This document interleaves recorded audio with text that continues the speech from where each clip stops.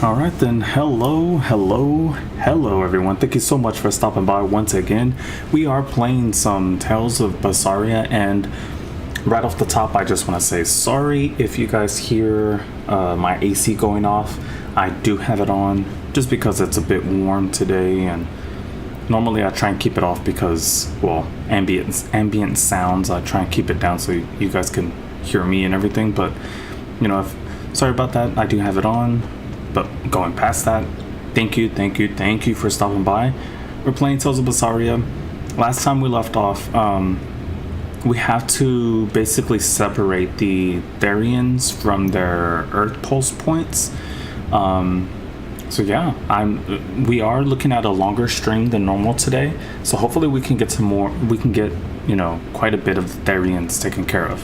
And as I said before, the same thing for my last stream.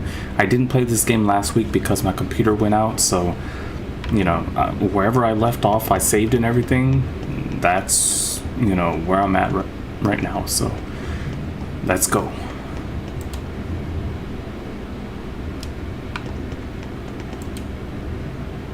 The first mate told me we're going to be looking for an Earth pulse thingy, right? That's the ship's right. ready to leave whenever. Do you want to depart now? Let's get going. I also don't know what they're gonna say.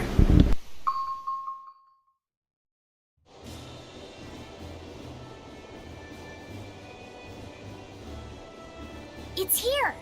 This is the Earth Pulse point! Nothing but open water as far as the eye can see. Is your Earth Pulse point down below?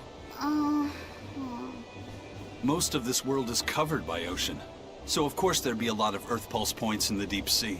But surely even the Abbey would have a hard time containing a Therian underwater, right? Looks like this one's a bust then. Sorry, everyone. Hold on. We've seen a bug Therian. You don't think there could be fish as well? You may have a point. I think I have just a solution for this. You do? This! What? Don't give me that look! I'll have you know this is Fujibayashi's rod! This baby's 9 feet long, made from a single piece of the finest bamboo aged 5 years, with a slow 60-40 action that almost feels alive when it bends. Its exquisitely wrapped handle feels like an extension of your own arm. And just look at that elegant black lacquer finish. It's as perfect a fishing rod as there can be. I'm sure it's a lovely fishing pole, but fishing? Are you sure? This is a Therian we're talking about. All the more reason. Remember who you travel with. Okay? All right, if no one else will, I'm going to veto this fishing idea. Aw, come on, let's give it a shot. Besides, I'm hungry. Even if all we catch is fish, at least we'll have dinner. I'd love to have me some koi or sockeye salmon. Don't encourage them. How do you attach the hook to the line? Like this? You don't go fishing much, do you? It's just been a while. I used to go fishing with my brother sometimes. This is my first time. Then we can try it together. I'll teach you how it's done. I didn't know you could fish, Eleanor. Yeah, when I was little, Old Man Tenny taught me. He was from my village. I've caught at least 100 treat loaches over the years. Wow, that's a lot of fish. Those two really get along. If I didn't know better, I think she's his sister, not his vessel. Eleanor certainly got Laphicette's number. Better watch out, Velvet, or she'll steal him away. Laphicette. Let's get the line set up properly. First, you take it and thread it through the hook, like so. That looks hard. Hey. Once you get the hang of it, you'll be able to do it with your eyes shut. Okay, I'll give it a shot.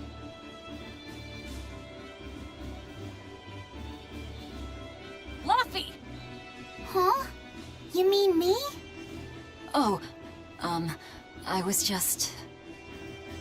Be careful there. Wouldn't want you falling into the water or anything.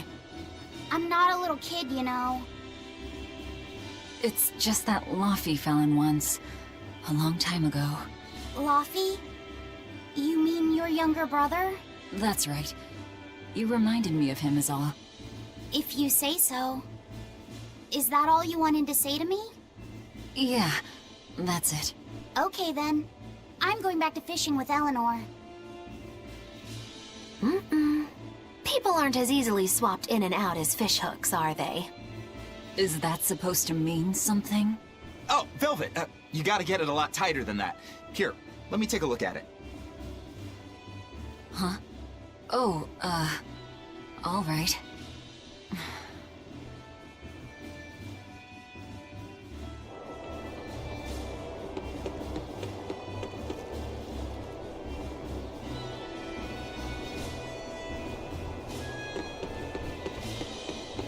Hey, Eisen, how about a competition?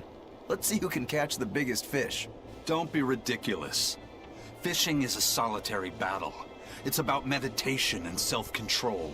Ooh, aren't you the philosophical one all of a sudden? But I suppose. I can't deny I really want to put this rod to the test. Yeah, I know that feeling. Whenever I find a good sword, there's nothing I want to do more than to swing it. Sure enough. There's just something about good equipment that gets the blood pumping. Yeah. Although in my case, it's usually more like blood spurting. A bit too much blood either way, if you ask me. Listen, we're fishing no matter what. Wouldn't a competition be better for getting that blood of yours pumping? Fine. You're on. But we both know already how this is gonna end. You can plan all the victory speeches you like, but fishing is like life. Doesn't always go the way you think it will. You ready? Let's do this! At what point did the Therian hunt turn into a contest?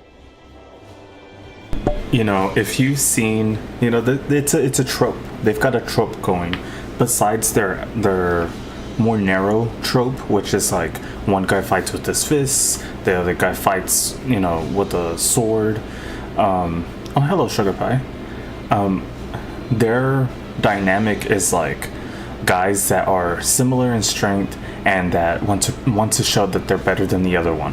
And one display of this is if you've seen the anime One Piece or read the manga or played the video game or whatever's, you know, you'll see that, you know, if you've watched long enough, you'll see Sanji and Zoro do this. They'll fight just saying like, "Oh, I'm better. I don't need a weapon." And Sanji will kick, and then Zoro uses, you know, 3 swords. So he's like, you know, you won't be able to get any distance, or, you know, like, so it's just one of those things. Like, it's a trope in anime and stuff like that, and it's a good trope in this case because, well, they just did it right. You know, it's not like they had these characters given to them. They made them, so they did pretty good. If you truly admired the fishies, you'd never dream of doing this to them. No matter how tasty the bait, it's a poor trade for a barbed hook in the lip and a cruel death in the unforgiving air. I don't admire fish. Fish exist to be caught and eaten, as far as I'm concerned. Can't argue there. Raw, boiled, or grilled with a little salt. You can't go wrong. Oh, and if they're nothing but food to you, even their wretched squirms of agony can hold a kind of beauty.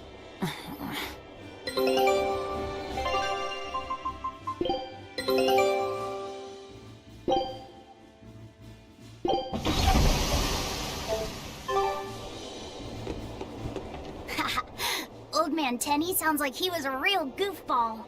Definitely. He used to say the weirdest things while we'd be fishing, just to make me laugh. Like what? Oh, it was all nonsense, but it was funny to me. Silly stuff like, Papero, Popero, Pippity-Poppity-Poo. Yeah, that's silly, all right. Those two look like they're having fun. Hey, Velvet! I've got your rod all set up for you! Man, she is hurt. I mean, it's obvious, but also, like, it's obvious why, and it's obvious... I think it's just obvious to everyone, but, like, it's just a natural thing that he wants to be cared for, she cares for him, but he also wants to be seen for who he is and not just, you know, swapped out for Laphicet, because his name now is swapped out. He didn't have a name before.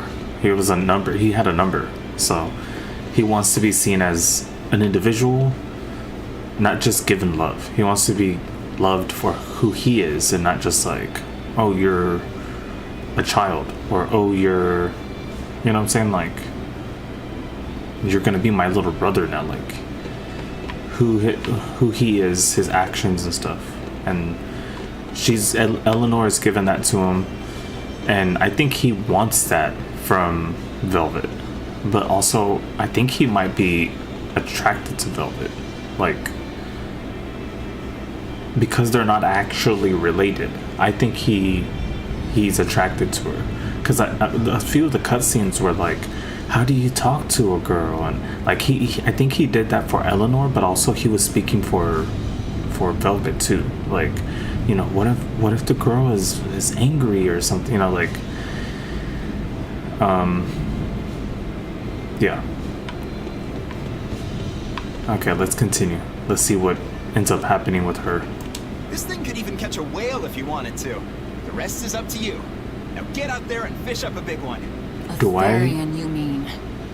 Might as well give it a shot. It's not like anyone else remembers what we're I wonder here if you for. actually have to fish, or is it just gonna show a cutscene? Something's pulling the line. Stay calm. Fishing isn't about strength, it's about timing. Oh, okay. Got it. Here it comes. You ready? Damn right I am. I'll fillet it before it can even land. If it's a Therian, don't you dare kill it. Now! Heave!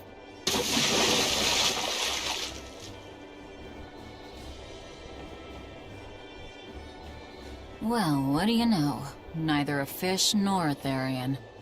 Well, shoot. Can't eat that. Oh. It looks like it fit you though, Laphicet. Why don't you try it on? I concur. Maybe it'll bring out his unique personality. My unique personality, huh?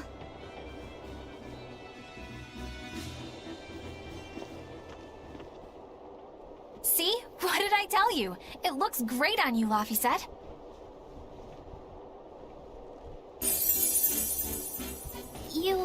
You really think so? Yeah, brings out your special charm, kiddo. Come on, back to Therian fishing. Oh.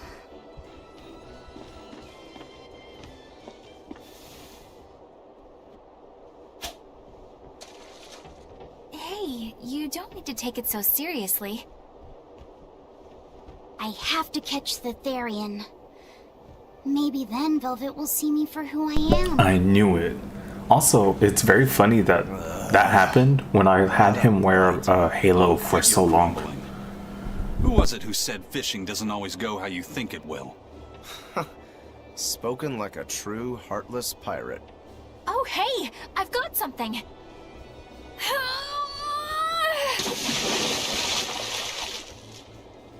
Whoa, looks like I'm next.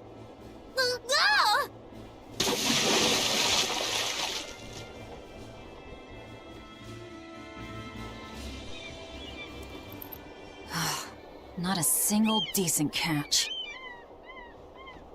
I think it's decent. Huh?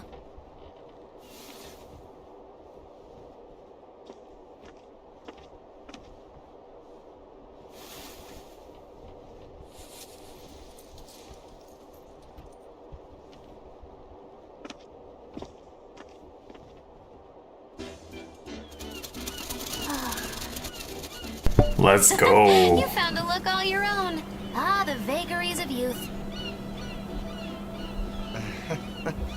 You don't take half measures, do you, kid?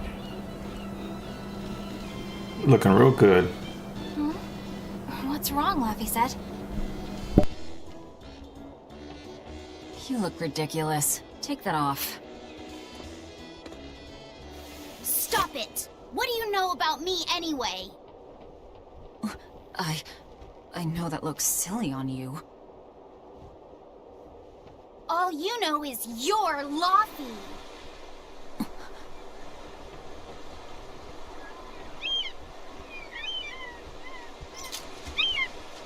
Hey, Velvet! Something's pulling on your rod.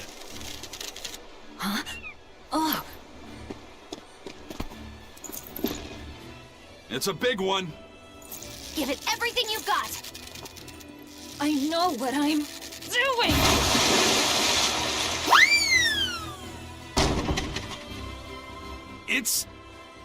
It's a big one, all right, but...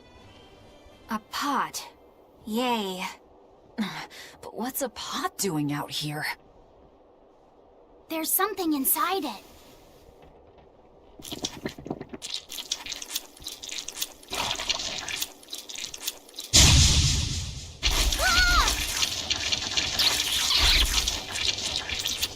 An octopod? I wish they'd stop making those noises. Watch out! They're armed to the teeth, and they're shouting, "Let's eat him!" Must you? They were nothing.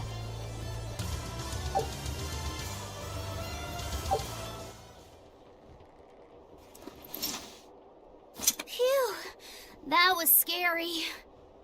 Be more careful before you approach a suspicious object.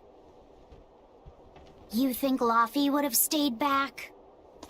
That has nothing to do with this! Hold on. There's something else inside.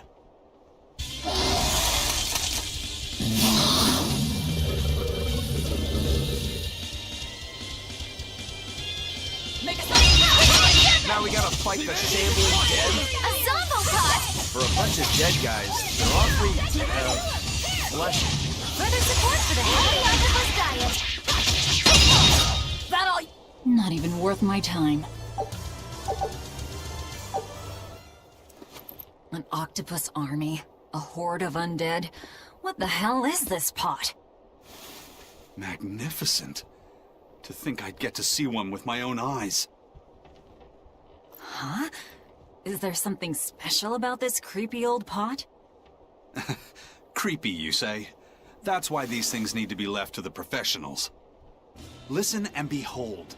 This is none other than a water jug made by the potter Groon during King Clauden's reign. It was a legendary, once-in-a-millennium masterpiece, but it was lost in the Second Warring States period 200 years ago. Assertive, yet not ostentatious, the piece draws you in with its stately curves and the subtle shimmer of its colors, which belie a hidden savagery. 2 lectures in one day. Yeah, he's talking gibberish, but that's men in general, I suppose. Nah, this is Dan. The lost glazing technique of He's talking like Dan. is so vibrant, it looks like it could start moving at any moment.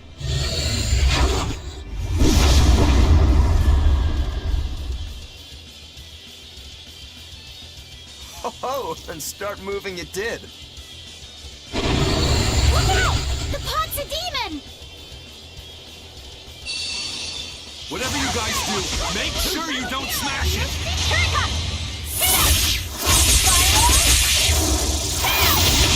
Fully watch out, fire! Throw it together! Fully forward! Triplet! Throw it together! Crushing weight! Yeah! You think Shooting star! Thermal skewer! Shake the weight! Here! Formate! Take the down! Crushing weight! Take the guy! Crushing weight! For 3! For 2! For 4! Hurricane! Orochi Fury! Orochi Fury! Whirling Serpent! Here! Blade pierce through! Maelstrom! Hurricane! Hurricane! Make a flash drop! Double haze! Claw them! For 2! Hurricane 4 and 6! Fuse sequence! Shooting star! Frigid Pillar! Frigid Pillar! Whirling Serpent! Make a flash drop! On the head! Form 6! Upgrade! Form Runner! 7! For 2! He's under! Guys like the dial! Orochi Run Fury! down! Run together! Armor Crusher!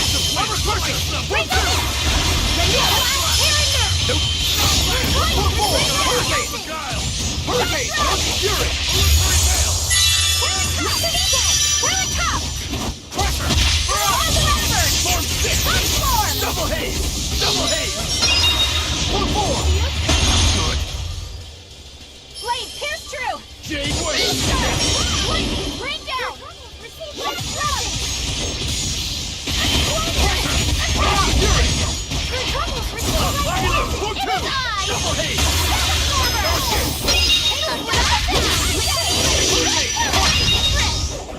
Come on, put up some fight, okay?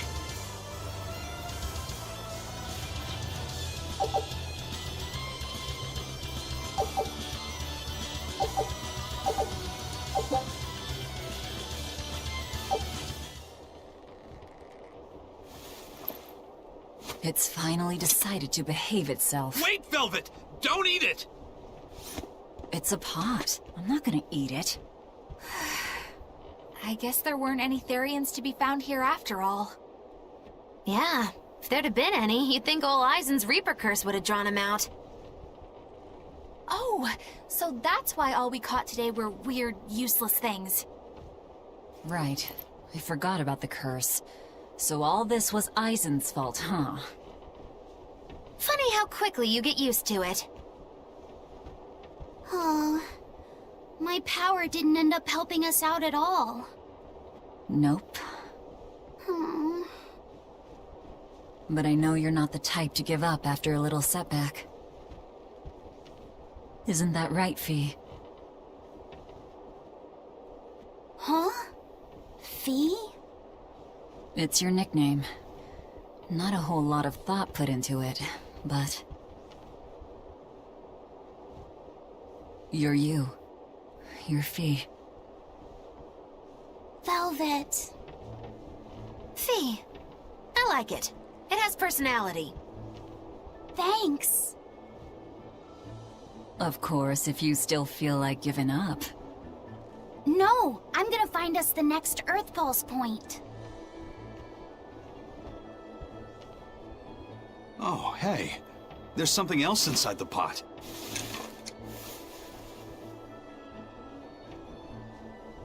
This golden luster, it's orichalcum!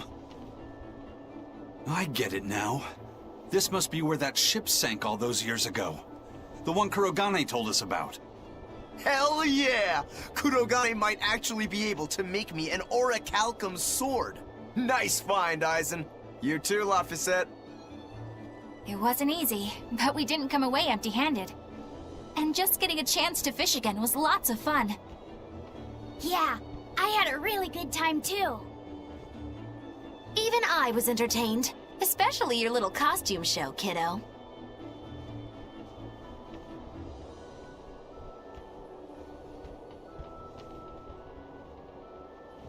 The sun's going down soon.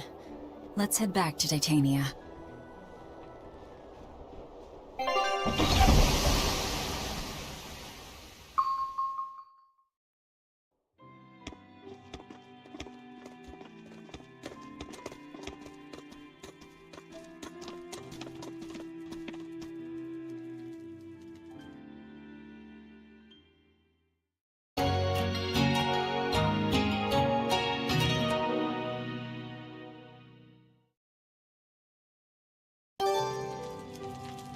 So, Sugar Pie, you asked what is this game? Well, it's an RPG. It's also hard to describe really, but there's a bunch of games very similar to this called, well, they share the same kind of starting. It's like Tales. It's called a Tales game, Tales. And I think it's more to say like the story of, you know? So it's like Tales of Berseria. And so I don't even know what the name Berseria is supposed to mean, but I know that the names don't repeat, and they usually have a different name altogether. So it's like Berseria, Vesperia, Zestiria with an X. Zestiria with an X. Zetalia, I think, with a Z. S was Symphonia. There's more, and I actually really like them, but not all of them have the same things. Like some of them have better game mechanics, even if they're made later than some of the early ones, and some of them have great graphics and good story, but you know, it's super easy to go through. So people were like, oh, it's a good story to to just go through. This one, somewhat, if I had used those items at the very beginning, it would have been really easy throughout the whole game. And I sort of regret using those items, but I think now it's evening out because I chose to make them harder, and I also chose to stop like grinding. I was just looking for, you know, locations to like do some of these side missions that are like super hard to like actually find. Like this Laffy set in the Ancient Remedy thing. Search for long Dao's dust to make Omega Elixir. And it shows me where the thing is at, but I don't know if I could get there at the time, so it's just a headache trying to get all the missions done on stream. So alright, time for some more long talks. What else do they have in common? What are you up to? I'm compiling everything we know about Earth Pulse points, starting with what the ones in Ward Forest and Palamedes have in common. I'll compare those points with the ones that didn't have any Therians. Then, I'll factor in everything I currently know about the Abbey's deployments. Once that's done, I'll match all that information against what we know about the locations Laphicet was able to sense.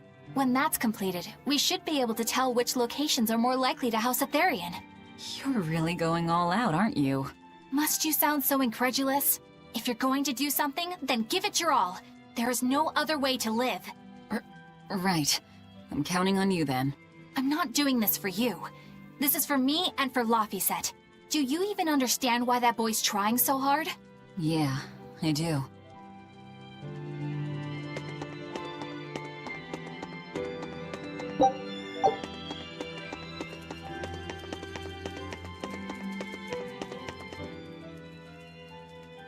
Oh, hey, Velvet. You don't mind if I give Kurogane that orichalcum you fished up, do you? Doesn't matter to me. But do you really think you can make a weapon with that? I don't know. What does the expert think? Conventionally, no, it's impossible. But when has convention ever stopped a demon? I won't argue that. We're dealing with the hardest metal in existence. But I'm ready to cast aside all doubt, to focus everything on forging my greatest creation. If anybody can do it, it's you. Good luck, Kurogane. Yeah, best of luck. If you can make Rokuro stronger, you'll be helping me out too.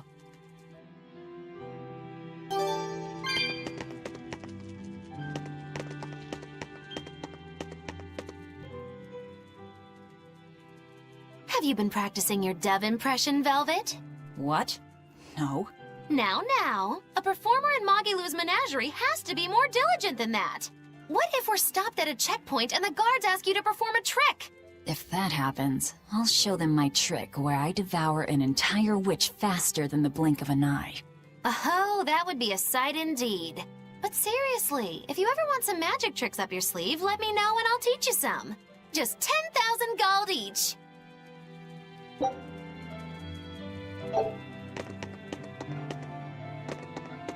Laphicet! I spy! I can't, Kamawana. I've got stuff to... I spy with my little eye. Something that starts with V. Okay, I'll try. Is it... Velvet? No fair! How'd you do it so fast? Wait, Kamawana, I'm sorry. You don't have to cry. Poor Fee. Hey, what do you say we track down another Therian? Sure. From what I can tell, the next closest Earth Pulse point is near the center of Midgand.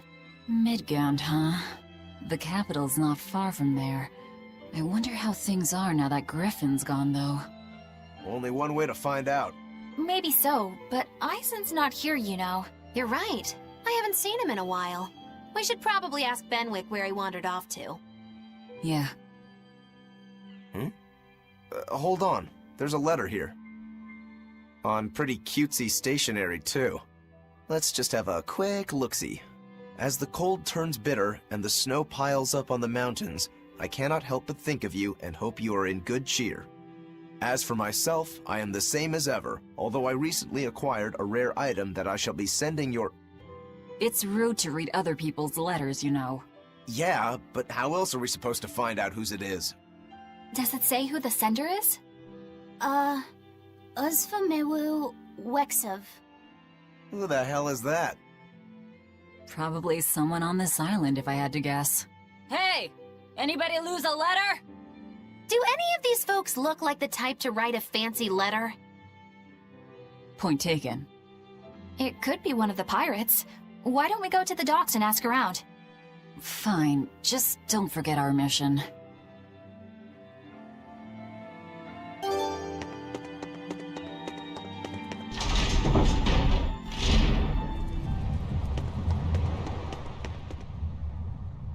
No reply this time either? But she's doing okay. I can say that much. That's good to hear. I can rest easy then. Now's about getting that pot wrapped. I's got this new sunflower print, huh? How's that sound? Yeah, that one's cute enough. Let's go with that. Did he just say cute? Help you with something? Someone dropped this letter. Do you have any idea who it might be? You didn't read it, did you? Wait, it's yours? We didn't read it. Much. You really didn't read it? No, of course not. Put this letter in with the package. Who's got it? When you ship with the Turtles Express, rest assured your mail is in good hands. If you're done here, we're ready to head out. Our destination is Midgand. Yeah, I'm all set. Was he sending a gift to someone? And with a letter, too. Gotta be a lady friend, that's for sure. You think? Either way, that letter was really polite. And did you see that penmanship? Yeah, I didn't know old Reeps had it in him. I can hear you two, you know. Ah!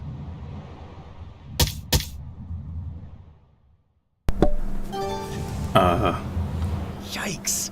Better watch what we say from now on. Yeah. I noticed you've come up with your little name for the kid. You sure are the sentimental type, aren't you? Oh?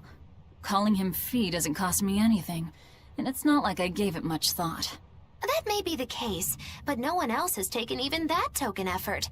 And in doing so, I wonder if maybe you were trying to encourage him to be his own being.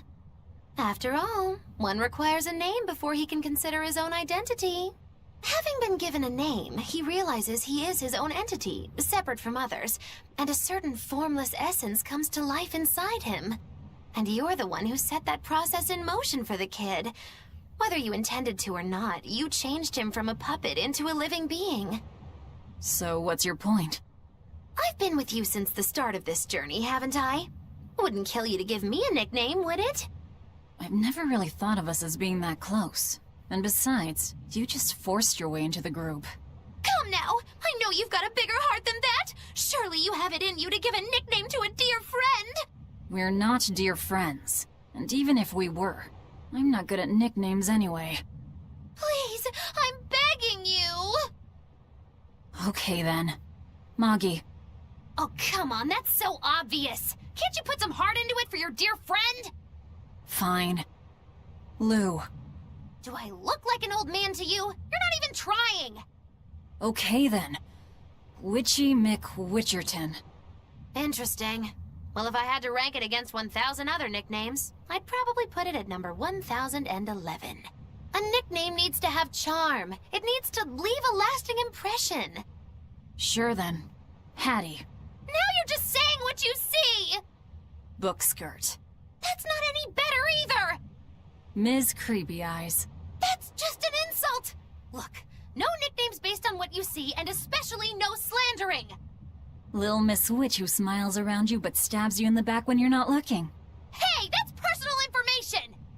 Look, I told you. I'm not good at coming up with nicknames. Forget it! I should have known this wouldn't work! Eisen, what happened to those octopuses? Dial and Kurogane took them to the kitchen. They said they were going to make dinner for Kamoana. They're going to feed demons to her? Etheria needs malevolence to survive. That's why they carried them off alive. What do they plan on making? Octopus ink pasta with takoyaki and fried octopus on the side, and Hellavesian octopus carpaccio. Do they have a takoyaki pan here at the prison? Kurogane hammered one out with some iron, along with a large pot for the pasta. Still looking like that?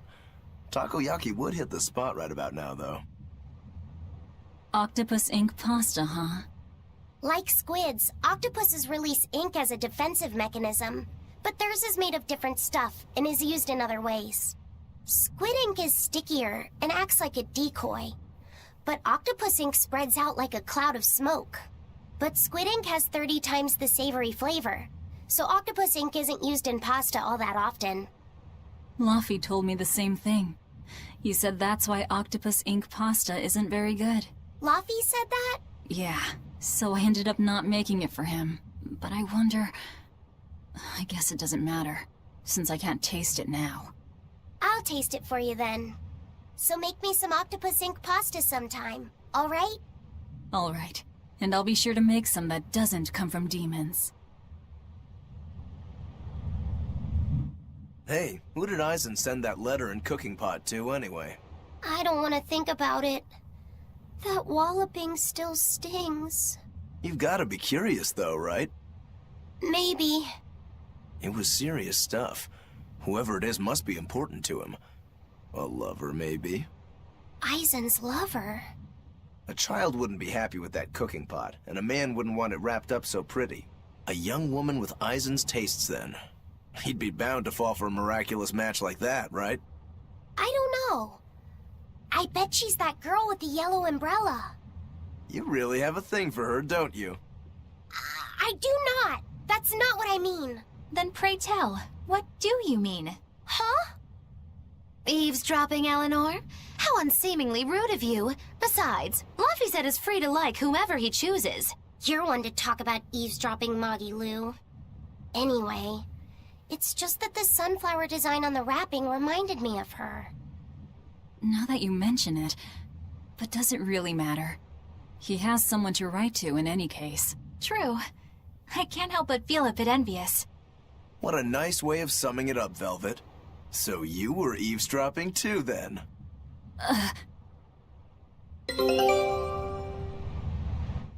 Say, what do you think about Aizen? Oh, so that's the kind of guy you're into, Huh. Not what I'd expect, but... No! I just feel there's something different about him. The way he picks presents, the objects that catch his eye. Oh, is that all? Boring. No kidding. All men have some kind of particular interest, big or small. I suppose that's true, but he seems a bit, shall we say, overly obsessive? Now that you mention it, he does have a tendency to ramble on about various topics. And it's not just the items he collects. He has ADHD. There's more to it. Every weekend he eats curry for dinner, and every time we go into port, he docks at the 3rd bollard. Come to think of it, I heard the galley crew complaining that he always needs his pasta cooked exactly the right way. And when he needs a new outfit, he always goes to the same tailor and returns with identical clothes and boots. It all has to be exactly the same size and in exactly the same color.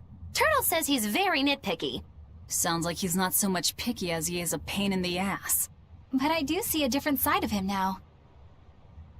I thought pirates were all rough and filthy, but it seems they can be quite meticulous. Not much of a reassessment.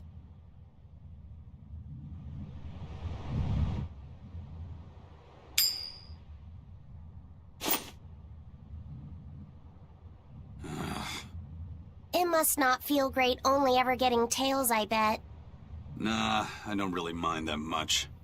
It's way too late for me to start letting that bother me. Yeah, but wouldn't it be nice to get heads at least once? I feel I'd exactly like to see like Luffy that. said here does I too. have that feeling. Yeah, I do. Right? That's why I've brought something a little special. Ta-da! What's so special about that coin? It looks identical to the one Aizen already has. The front side does, yes. But both sides of the coin are actually heads. I had Kurogane make it for me custom. If both sides are heads, then not even the Reaper's curse can stop it. Well, yeah, but that's cheating. What's the point in getting heads if it's rigged that way? It's not cheating. It's called effort and hard work. How? If you always work hard and never give up, you'll make your own way forward. All right, I'm in. I'll get that heads for you.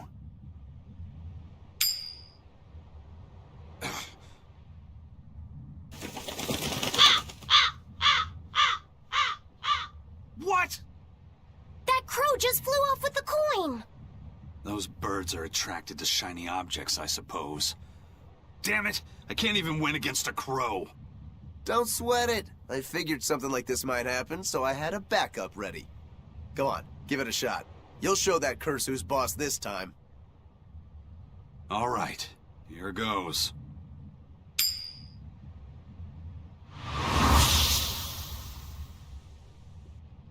I don't believe it! Now Prince Percival's griffin's gone and eaten the other coin right out of the air! Are you kidding me? Not to worry, I've got a spare backup. It's time to put that curse on notice. Right. Here I go.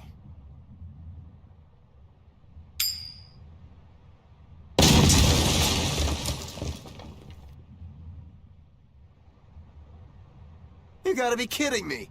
Reaper's curse or not, does it really have to go this far over a damn coin? It's fine, really. I had a feeling it'd turn out like this. Well, I sure didn't. Yeah, me neither.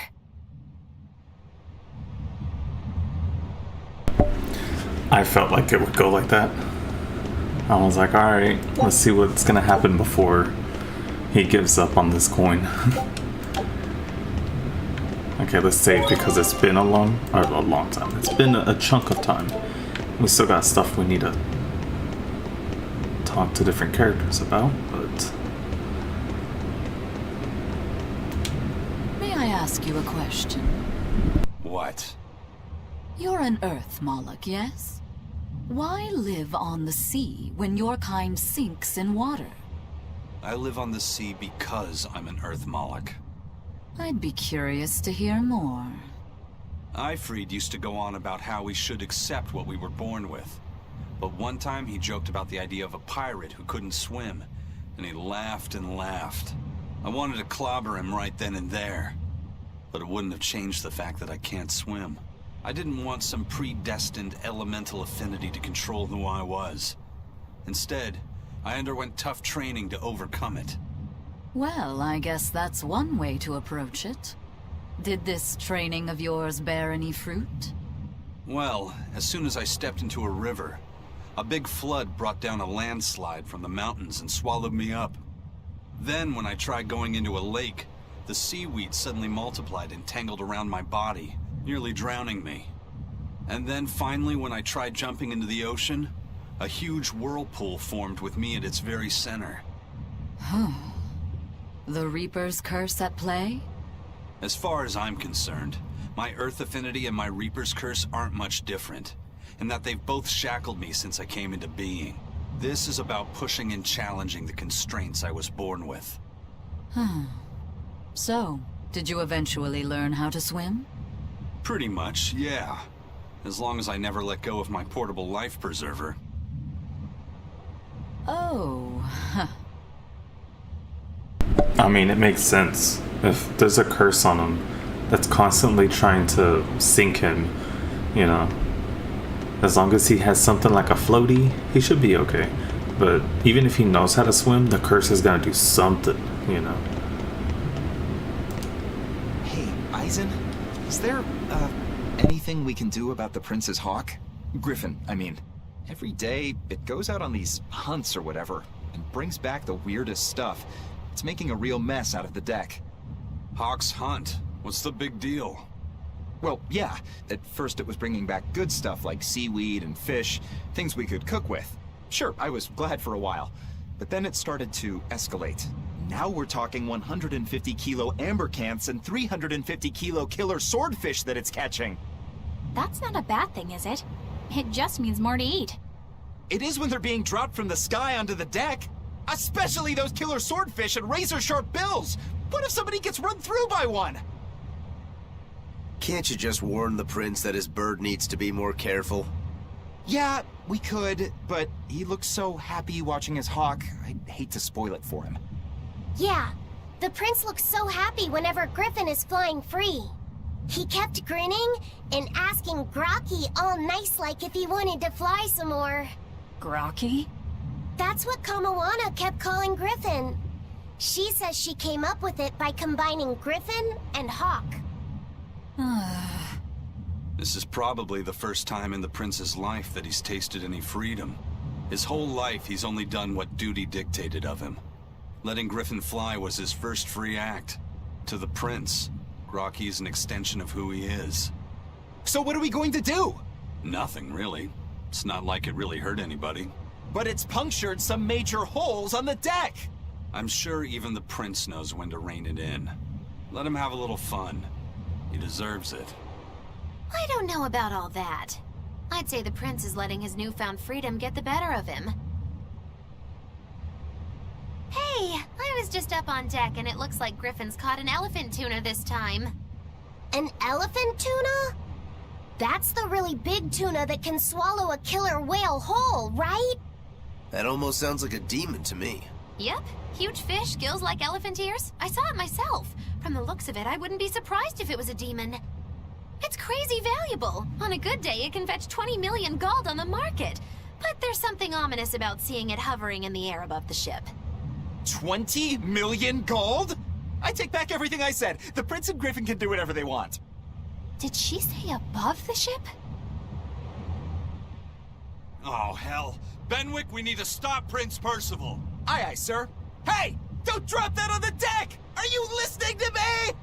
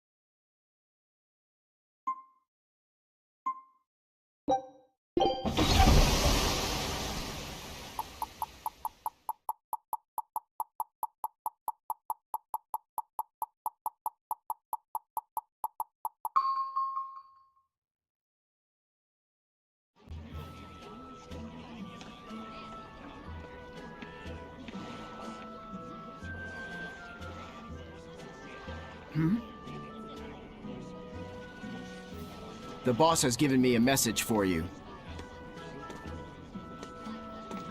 Says there's some sort of nasty demon running around in the Eldina Plains, to the east of Logris. She thought it might be the one you're looking for. Wasn't the Eastern Highway closed off from Logris? That was only temporary. It's back open now. If you follow the road, you'll reach Stonebury Village. There you'll find one of ours who actually saw the demon. You want to know more? That'd be a good place to start. Got it. Hey, that's the same direction I sensed the— Give Tabitha our thanks.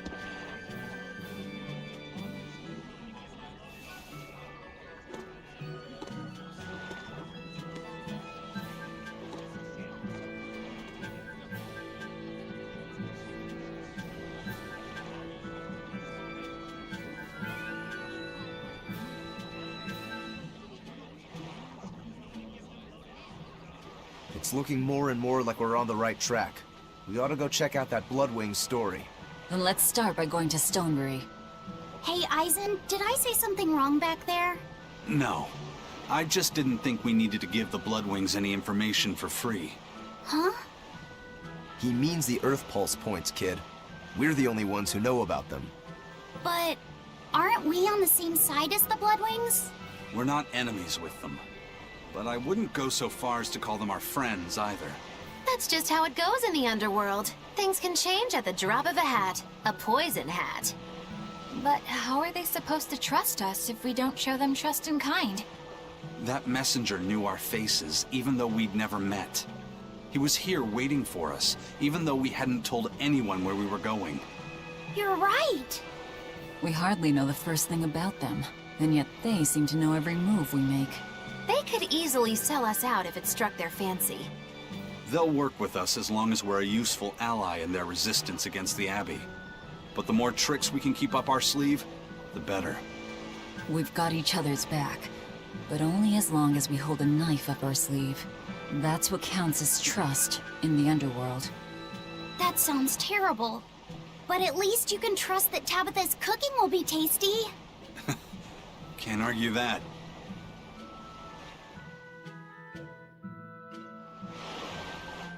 This is everyone's first time to Stonebury, right? Why was it blocked off? Demons? No, there was a great tornado on the Aldina Plains that swallowed up a whole merchant caravan. Hundreds gone in an instant. The cooling of the climate is causing bouts of odd weather.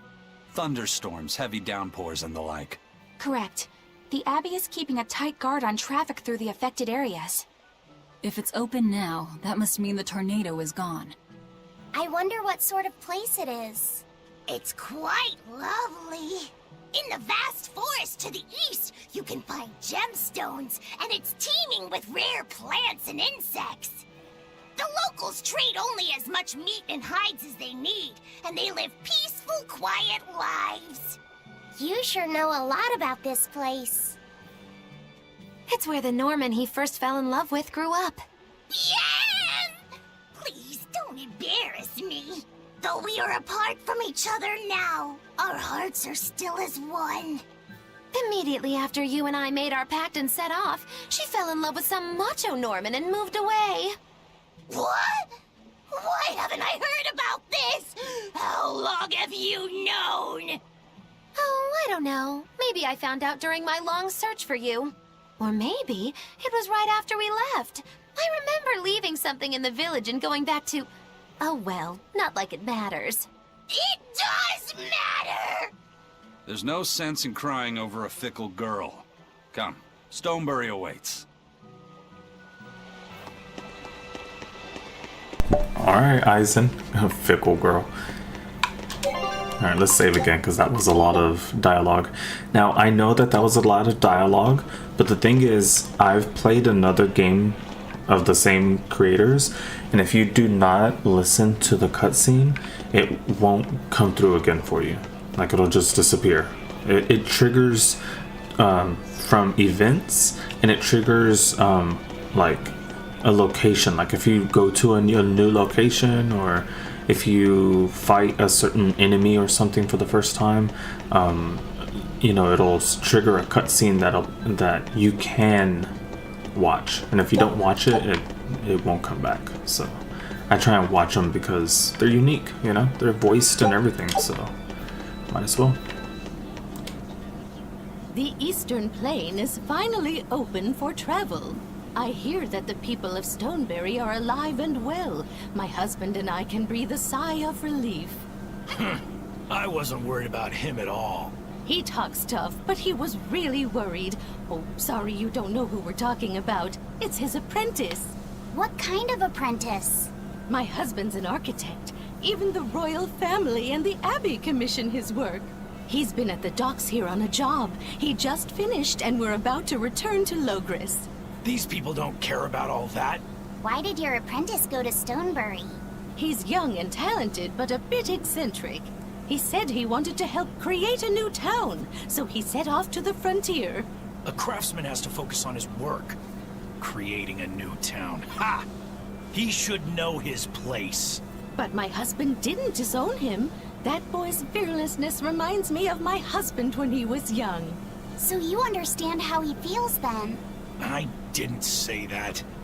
If he thinks he has the talent, he's free to do as he likes. But if he doesn't follow through with it to the end, I'll be done with him. Did you hear that? He thinks the boy can do it.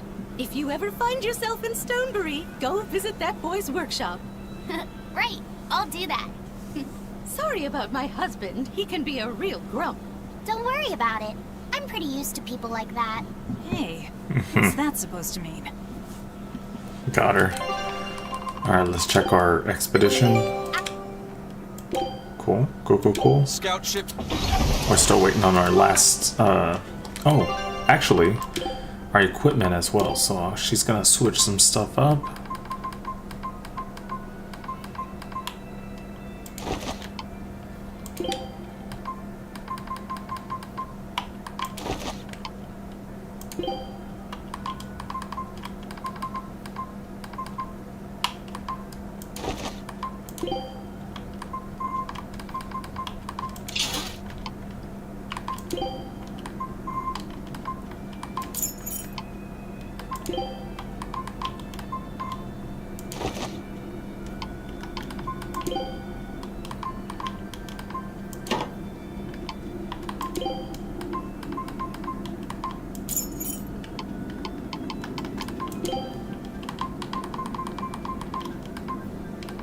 Okay, just trying to re-outfit everyone. I think they're good now. Let's go. Wait.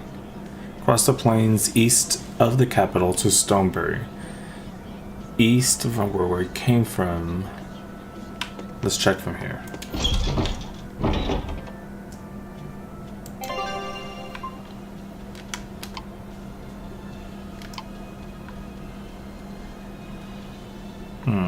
Oh, well, Logris is going to be down. I'm up here. Let's go down, and then we'll go east, meaning left. So for now, we're just going to Logris. We're just going to avoid battles for the most part. We're strong enough to, like, brush past these enemies, so it's not going to get us a lot of... Yeah, it's not a good time investment.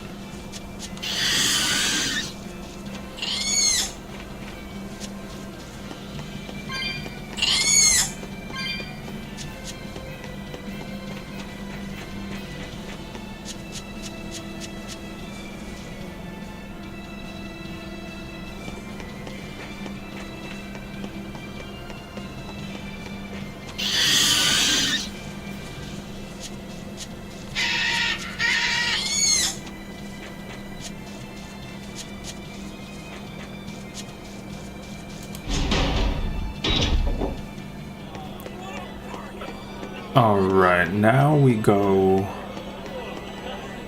I thought that was east. I guess we go south and then east to try and make up the difference. Also, this was...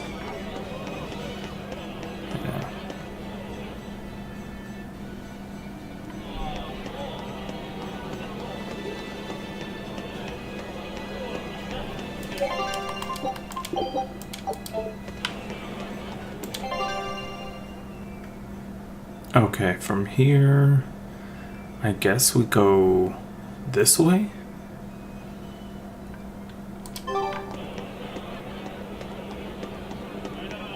This was the place that they said that it was blocked before, right?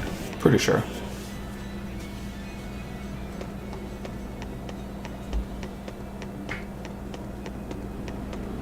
Or maybe not. Does this take me somewhere besides catacombs? Like, can I actually travel somewhere? I might be going the wrong way. Oh. What is this guy gonna say? Come, sinner, and repent your wicked deeds. Are you talking to me? Yes, you, with those eyes that would belong on the Reaper's face. Oh.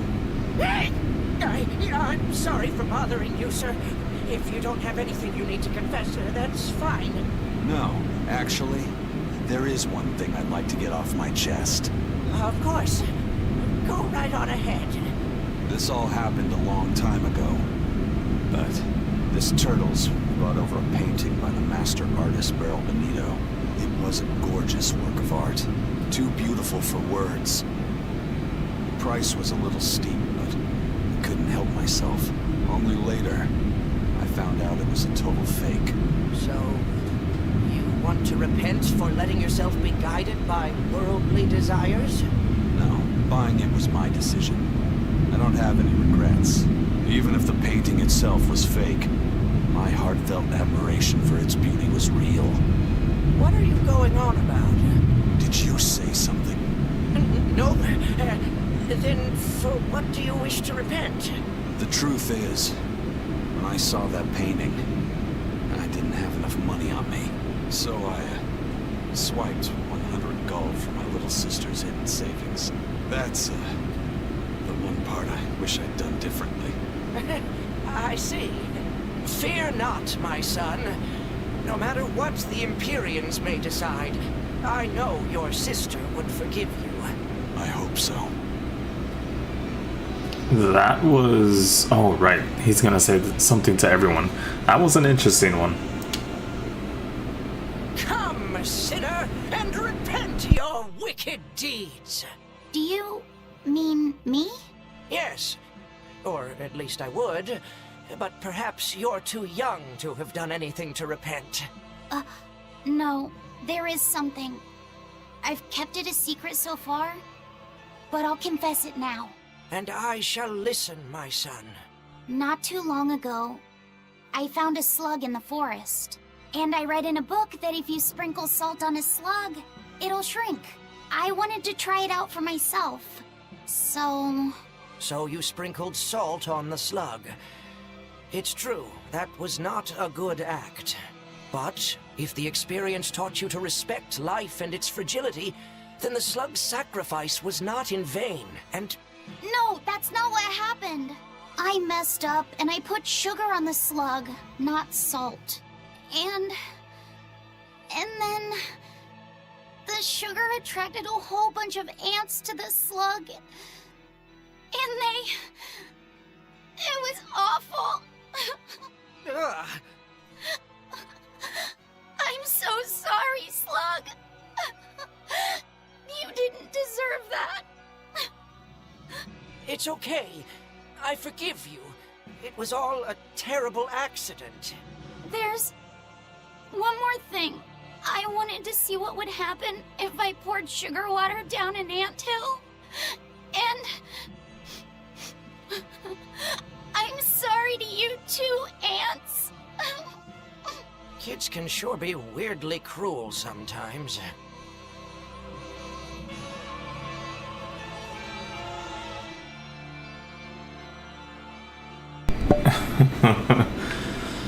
This guy. That was very weird of Laffy said. He wasn't given a name, he was just... I bet you he was stolen as a child for the Abbey.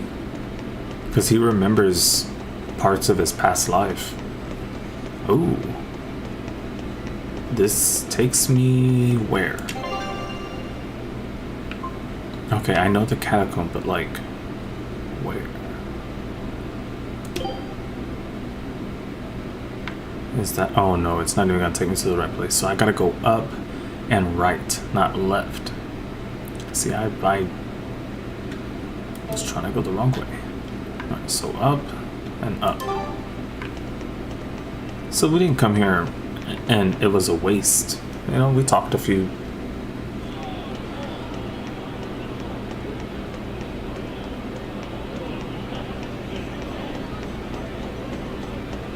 this way, right? Yeah.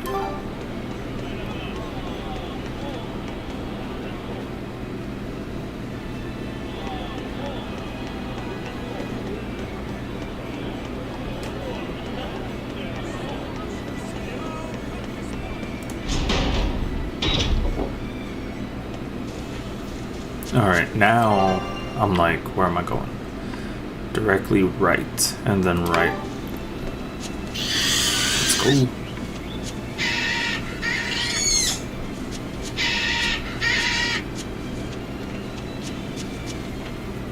I think I've finally gotten used to it.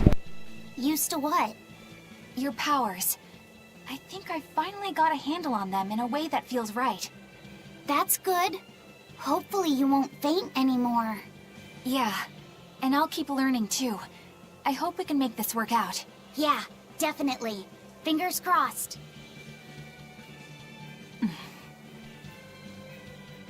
What's wrong? Nothing. Hey! When you and Eleanor made your pact together, she gave you a true name, right? Was it a good one? True name? What's that?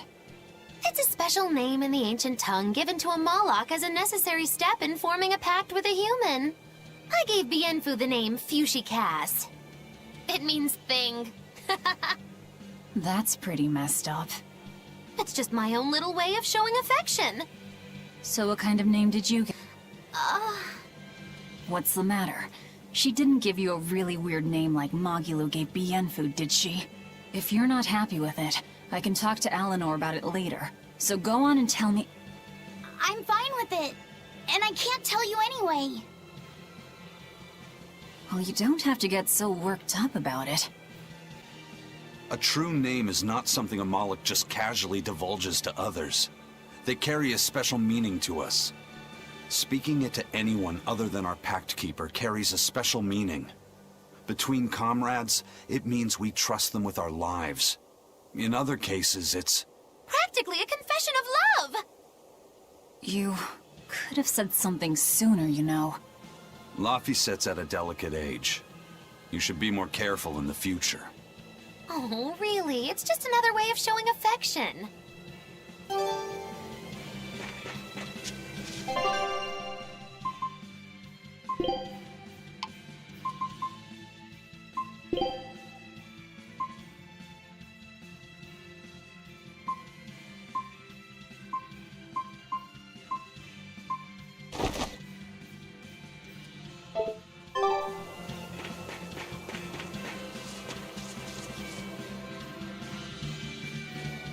Alright, now he looks a little bit different. It sort of looks like he has a gown on, in a way. I mean, it pretty much just looks like he has a gown on. But also, I think he has, like, other clothes under that. There might even be one that's, like,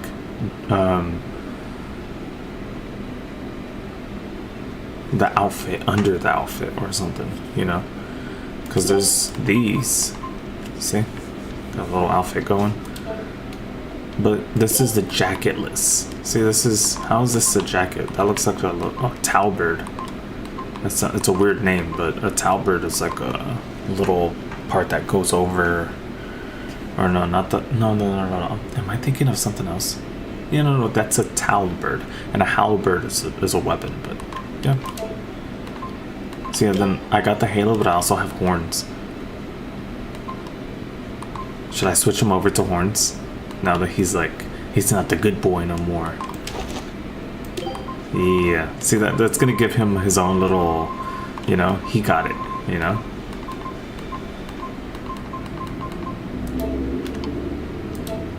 Yeah, that's cool. He got the horns and he now has a different outfit, so he's more unique than he was before. Yeah.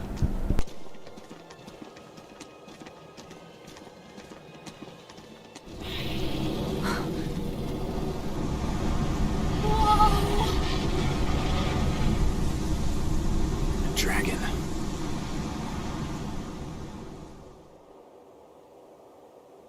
That's gotta be the demon Tabitha wanted us to know about.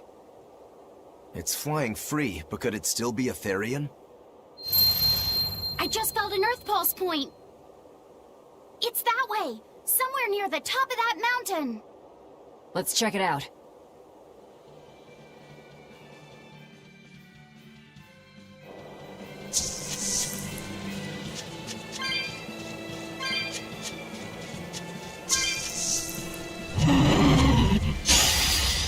I'll show you the beauty of my spear work. Bring on this! Here it comes! Hey, more fire! Killing flash! When I'm this close, I go this!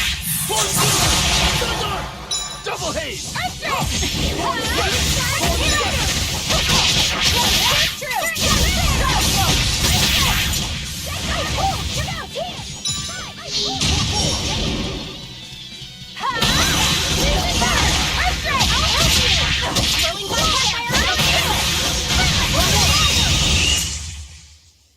Not bad. You too.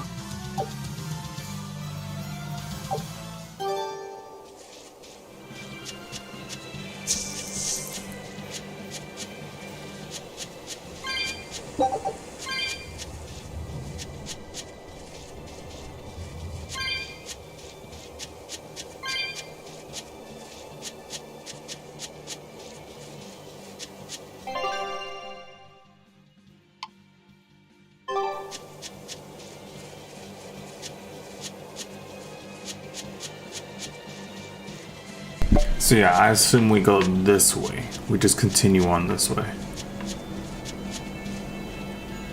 I really enjoy the balance of being able to just, you know, sit back and watch a movie basically in this game. And then, you know, at any time you want, you could just like basically outrun your enemies.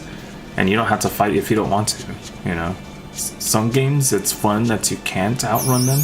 With some games, it's like, thank you. Like, I've been here. I'm just trying to avoid them, you know.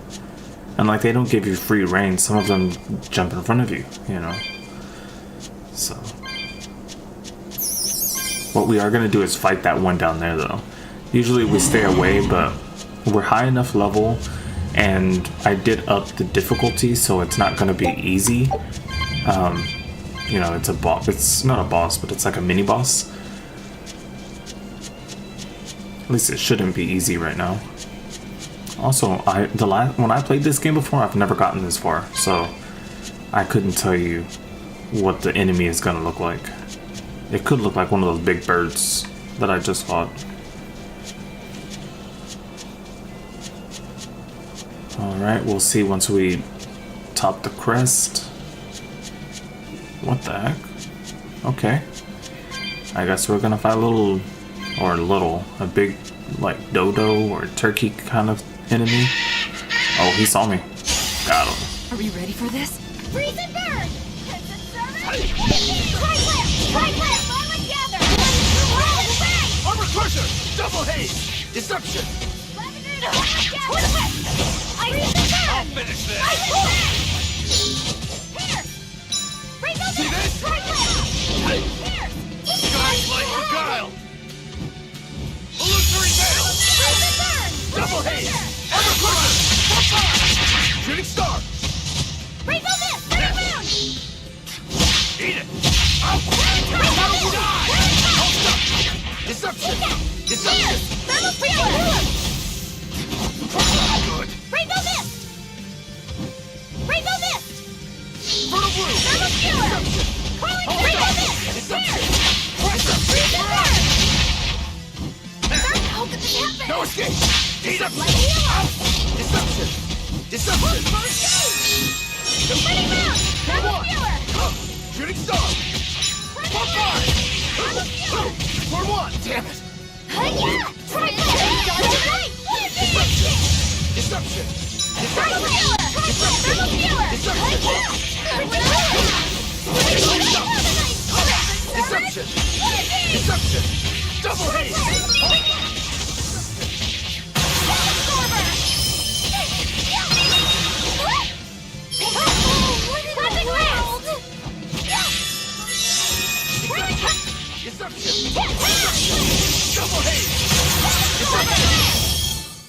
That was a considerably powerful enemy.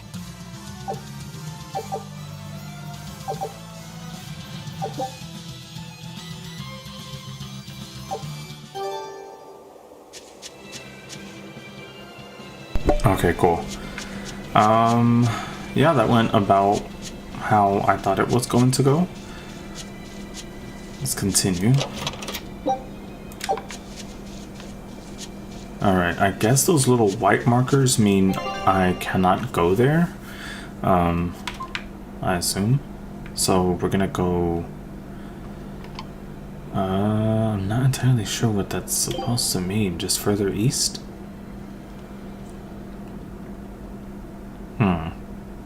I'm there. So... let's go in there, wherever there is, you know? And hopefully that's the way you're supposed to go. Oh, also let's switch up some of their equipment. Let's see.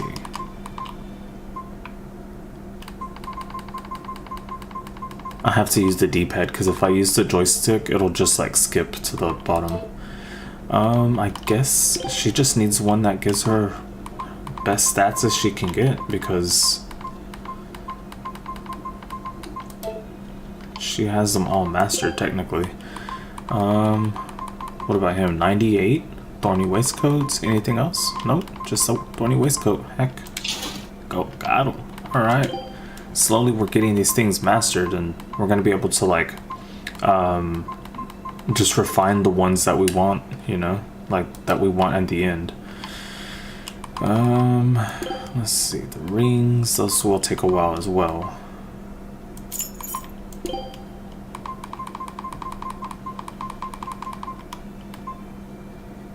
Oh, I guess I should switch her boots if she's already got them mastered. Does she have them mastered? Oh, she does. Okay, so even though she could use something different, she could still master them. So let's go ahead and switch her over. And let's see, what else could I give her?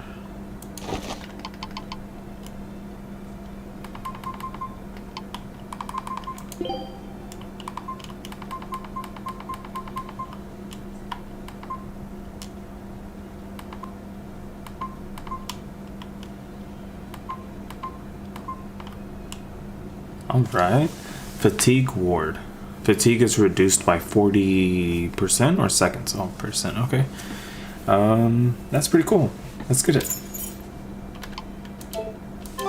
Let's continue. That's how you better their stats, is by just learning things.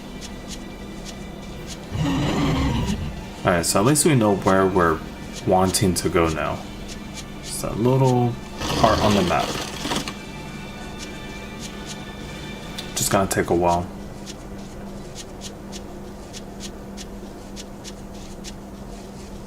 But yeah, I've played I would say 4 Tales games, and I wouldn't say played similar, but similar enough that they're RPGs. You know, they all have different stories, but you know, they're good stories altogether, you know. And they got cutscenes, but not all of the games have audio, like dialogue, but they do have dialogue that you can like read. Oh, 225, that's a chunk, huh? I'm gonna have to look for more souls. Well, there is a chest up here, so I'll grab that chest and then we'll head to the correct location. If I can get to this chest.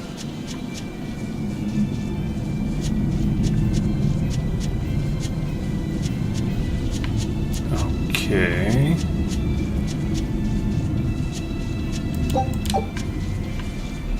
Is there anything else that I can get that's like important besides these little souls?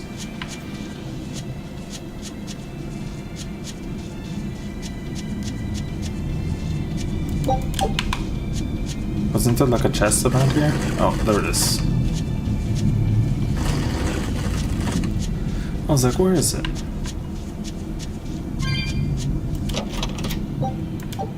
For 3,600, not bad. Always take your chances, trying to see what's in it.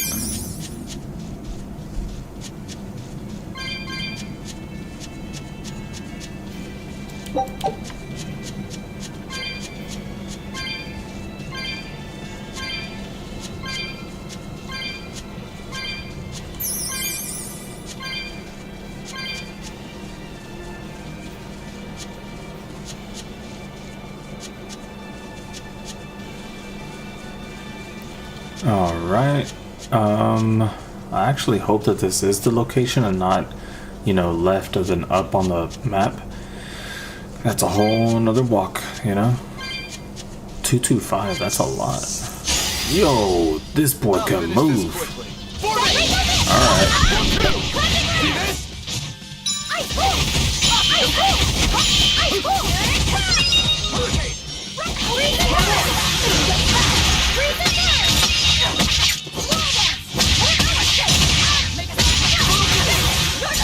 I'll cut down anyone in my way!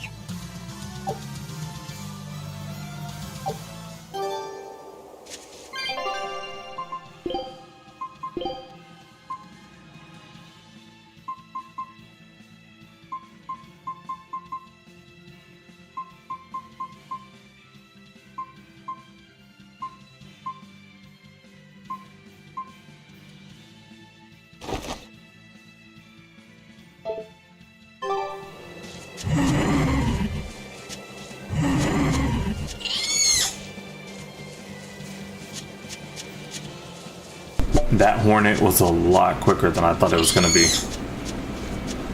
Oh, I guess the Hornets are the only ones that I gotta really watch out for. Now. It's up above. Guess we're in for some mountain climbing then.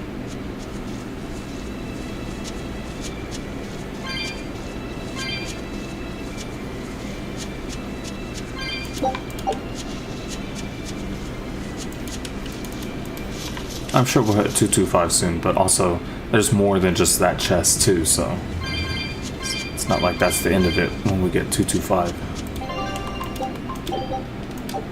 Also, save often. I think that might be a motto of mine for the gaming community. Save often. As you can see, I've played several games now that have crashed. Several different games that have crashed while playing, so save often. I recommend. Alright, so she got new boots, huh? Alright, these are combat boots decorated with feldspar. Well, the only type of these boots that I have, and we are going to use them. 30% art defense when HP is 8% or lower. Wow, well that's the niche, but that's still pretty good. Gonna have to like level it up though. I guess continue up.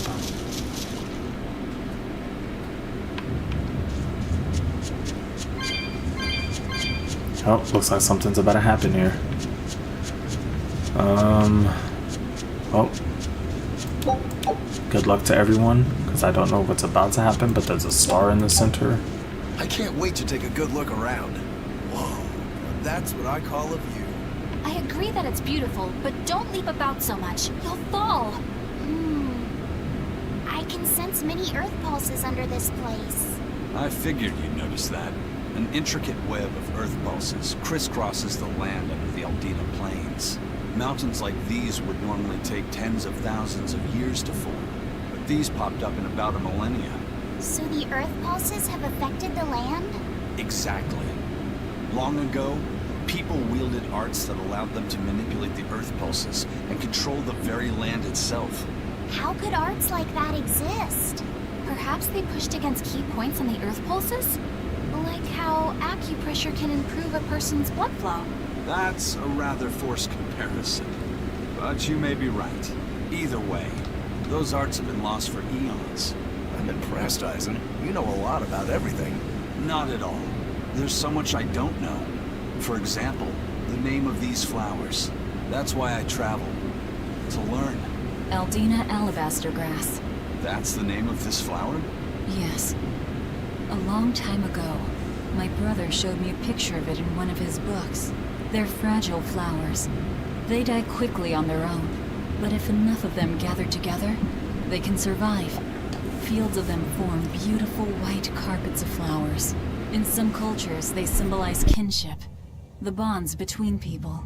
Kinship? Huh. I'll remember that.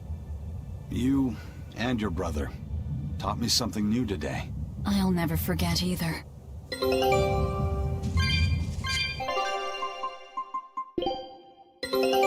scout ship has returned! Well, well. Now here's a fine haul.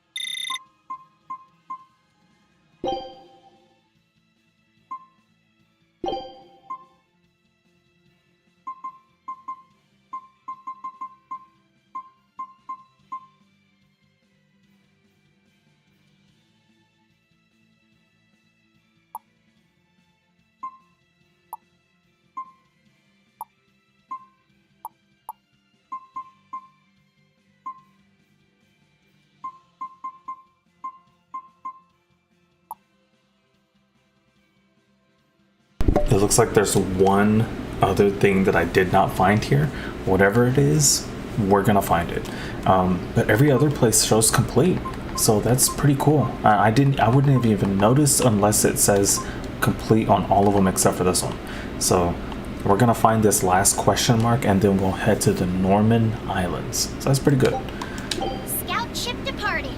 Well, I say we. I sent in a scout ship is what I mean. I'm gonna try and get this treasure chest and then hit up that center location, because that's where the main cutscene is gonna happen. go.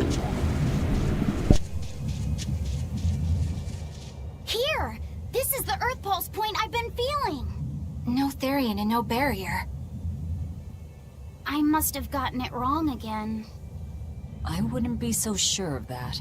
That dragon could well have broken its barrier. Or it might have been too powerful for the Abbey to subdue. You could be right. After all, dragons make for the strongest demons. The problem is, we don't know if it's a Therian or not. Yeah. Let's stick with the plan and head to Stonebury to gather more information. Am I the only one here who thinks the real problem is how we're supposed to fight a frickin' dragon?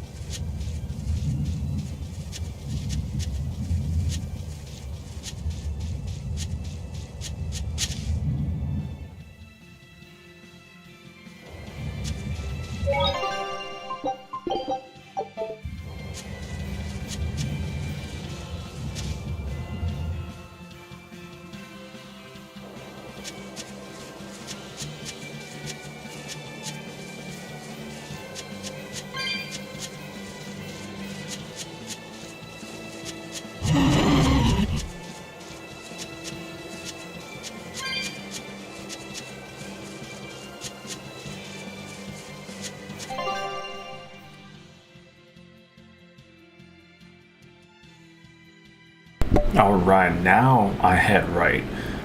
So I'm just gonna go head around, turn this corner, go forward. And we're gonna go to Stonebury.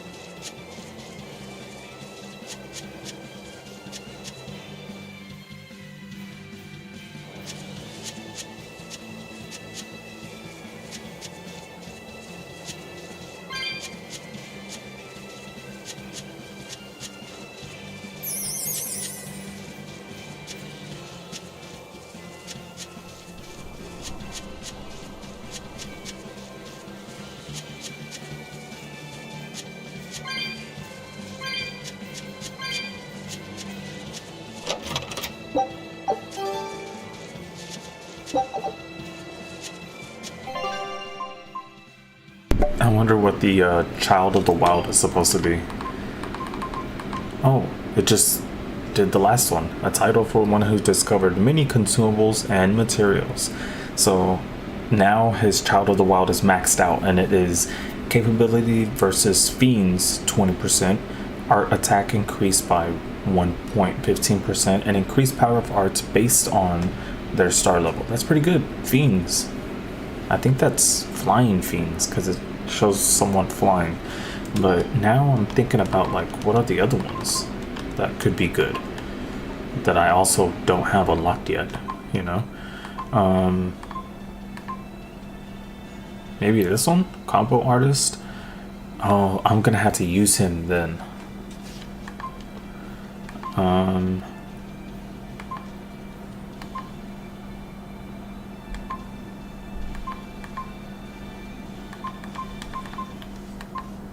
Okay. At least it's maxed out now. Gotta go around. Forgot about that.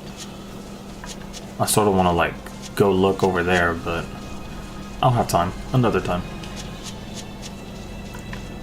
That blue circle is giving off, you know, jump into me like a portal. But nope, not doing that. Got somewhere we need to be.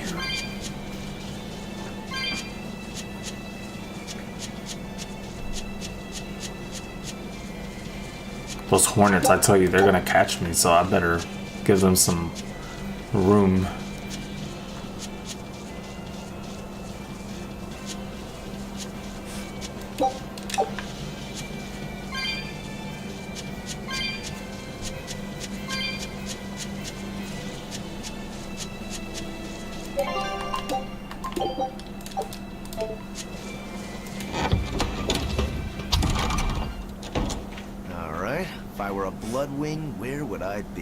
We'll start at the inn.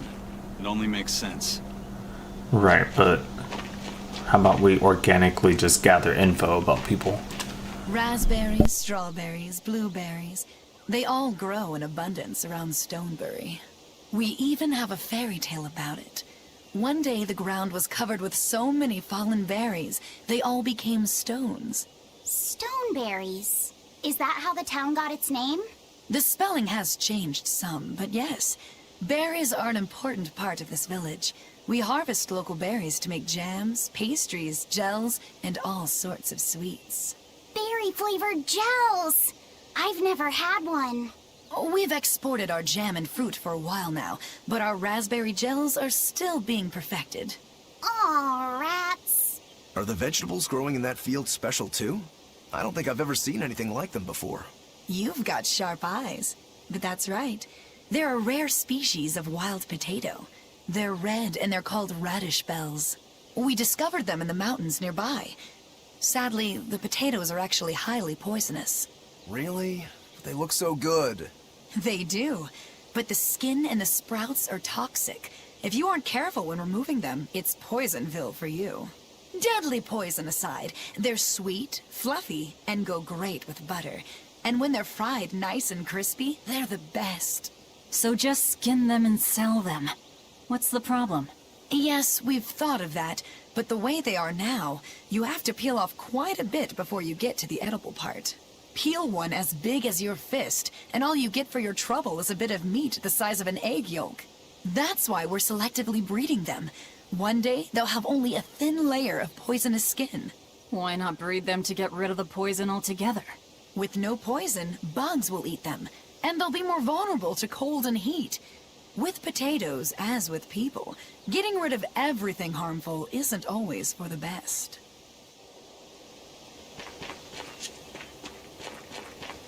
Yay! I found so many blueberries! What are you gonna do with all those? Make jam? I'm going to feed them to my chickens. That way they'll lay eggs with purple yolks. What? You know that won't work, right? It sure will. The color of yolks change depending on what a hen eats. My grandma taught me that. Actually, we always feed our chickens corn. Is that why their yolks are yellow? What are you gonna do with purple eggs anyway? Tourists are coming from the capital again, right? I bet they've never seen purple eggs, so I figure I could sell them for a lot. Maybe I can even make our village famous! You've thought this out. But will they really sell? You know what they'd make, right? Purple fried eggs, purple omelets, purple egg fried rice. Hey, would you want to eat a purple omelet? Strange things sell, right? You don't have to be so mean just 'cause you can't think of a better idea. Oh, sorry. Here, let me help you. Fine. Go catch a whole barrel full of jewel beetles. If we feed them to my chickens, we'll get eggs with yolks like shining jewels. I really wouldn't want to be your chickens, but... okay. What a carefree village. But you know, this is what really makes humanity amazing to me. Attempting the impossible. Reaching for the stars, just as a matter of course. Aye. Though we may stumble countless times on our way, we can achieve anything we put our minds to. Attempting the impossible, huh? That's all well and good, but there are some lines that should never be crossed. Purple eggs. Ugh.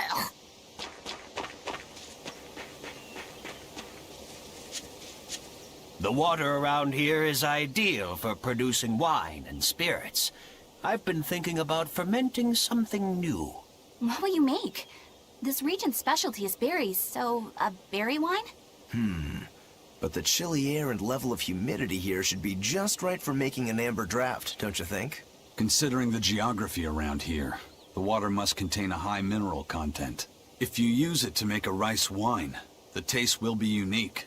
I've considered all those options, but I must create something that can surpass my greatest rival, Sleeping Princess. But that's nearly impossible to make. Exactly. Not an easy task, to say the least.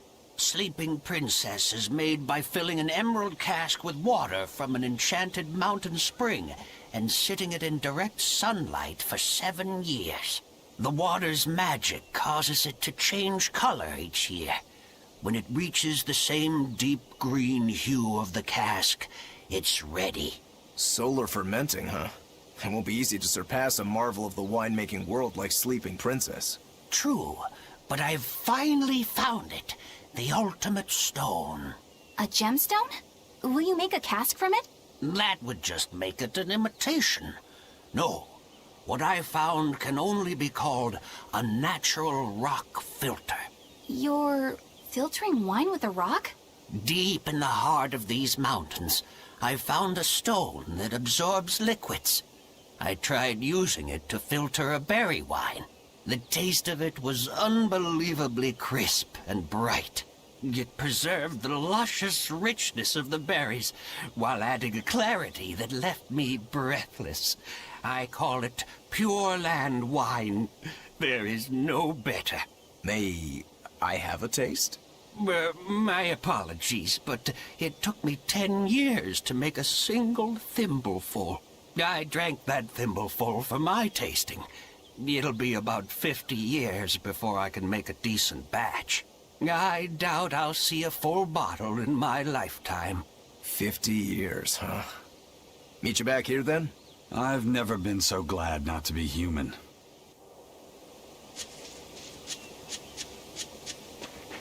Go on, take a good look.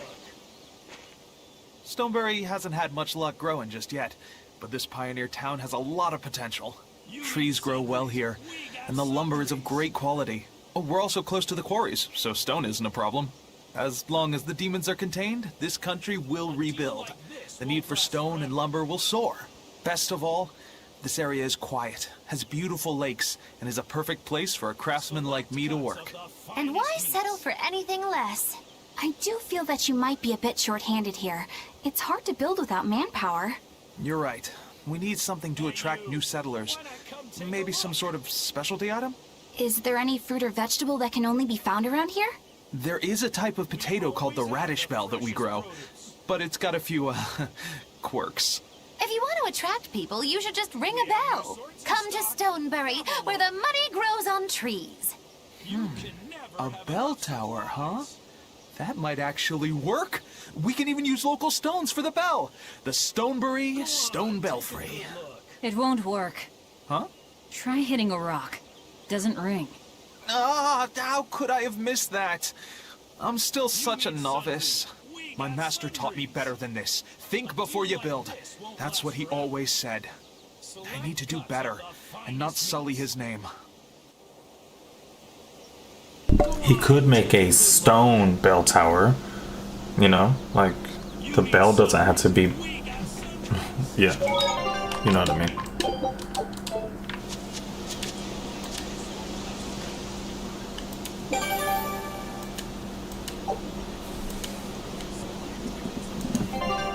Alright, so we got more prey, I guess you can say, like that needs to be taken out. One is this serial killer tree. We have the overzealous spider, the corrupted orb, and creeping viper that we still need to get taken care of at some point. Oh, you know what? I will buy some stuff that I do not yet have.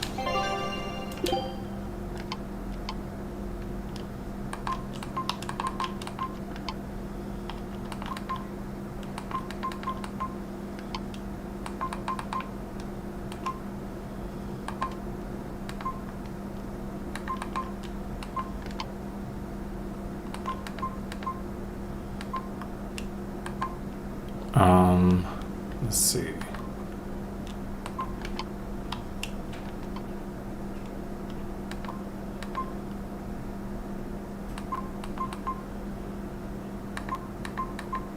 Wow, I actually went over too. I think I'm gonna...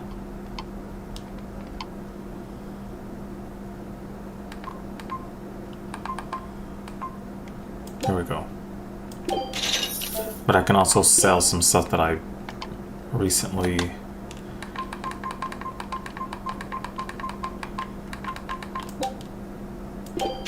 Cool. Now I got enough.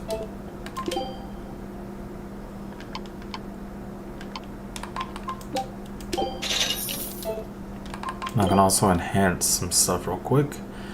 She's gonna need that at some point. Ooh, should I keep going? Or would it feel like a waste of material? It is an upgrade. Will it do anything if I keep upgrading it? Besides just strengthening it? Probably not. Death Ward.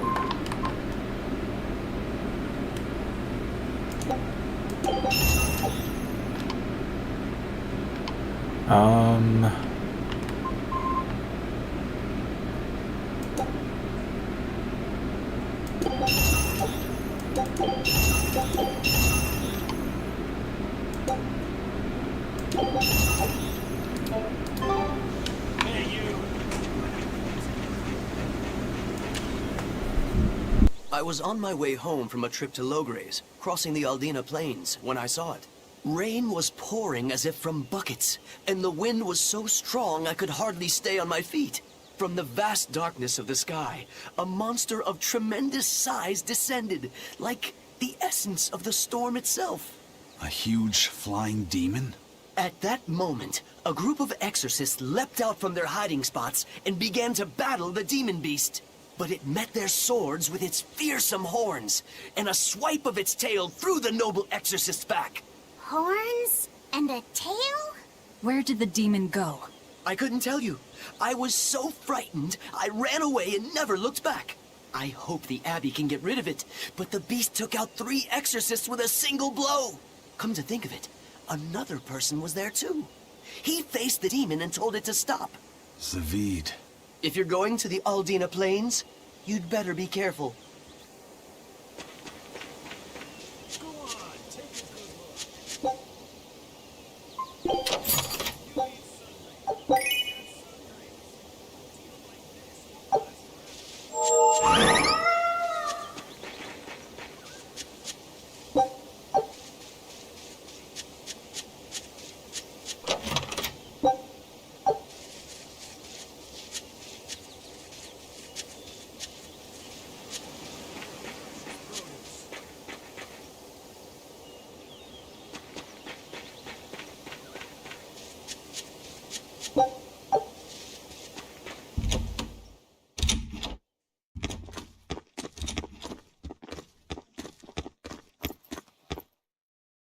Zavid.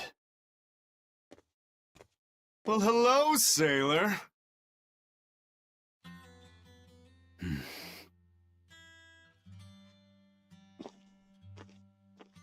Are you waiting for someone?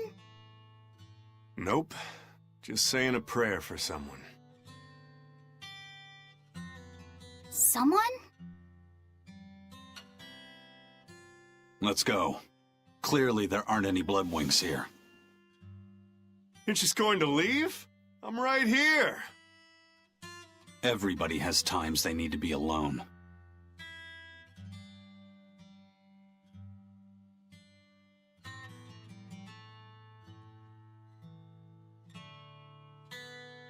Fee. Right. Coming.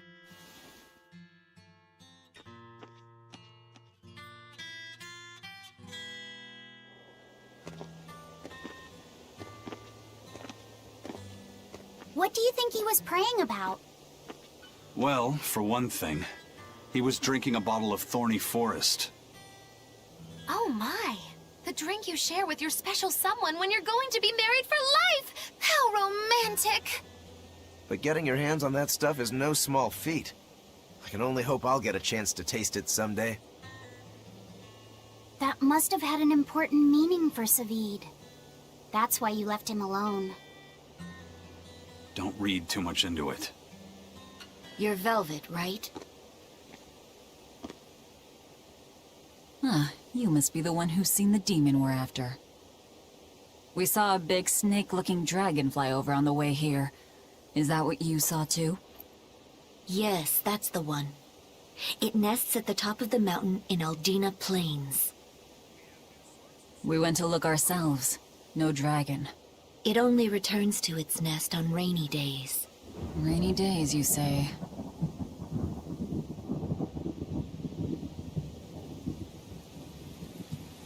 Oh, just look at what you went and made the weather gods do! This doesn't bode well. Not at all! Thanks. We'll give it another shot.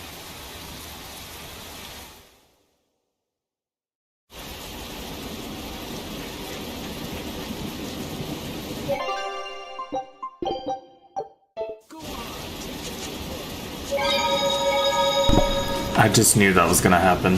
They were gonna be like, okay, you can go back now, kind of thing. Okay. So I'm not done, but I actually need to go use the restroom real quick, and I'll go as quickly as possible, but I still need to go. So I'm gonna pause it, gonna go run, use the restroom, and come right back and finish the other half of this stream, because we're halfway into the stream. Okay, so I'll be right back. Just gonna pause it, be right back.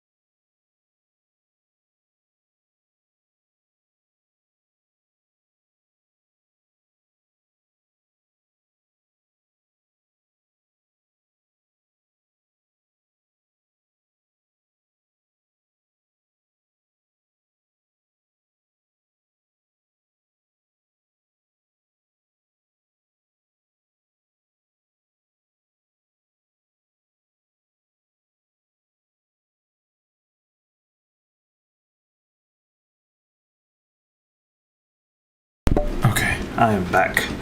Sorry about that. Did had to go.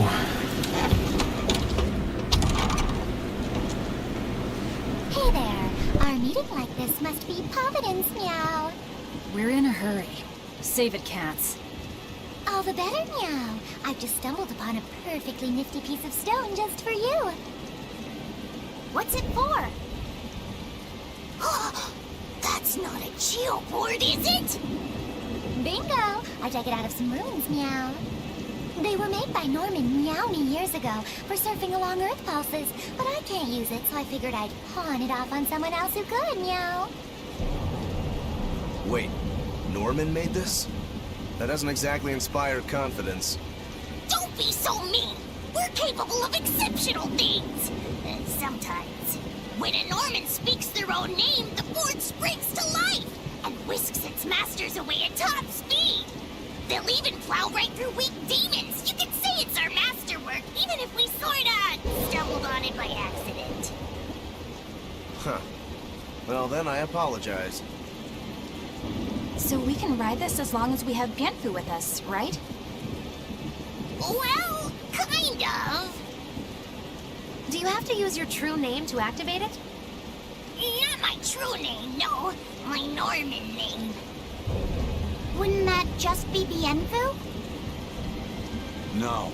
Norman have a separate name that goes something like Norman so-and-so. It's almost more a title than a name. Often the name has something to do with what they're good at.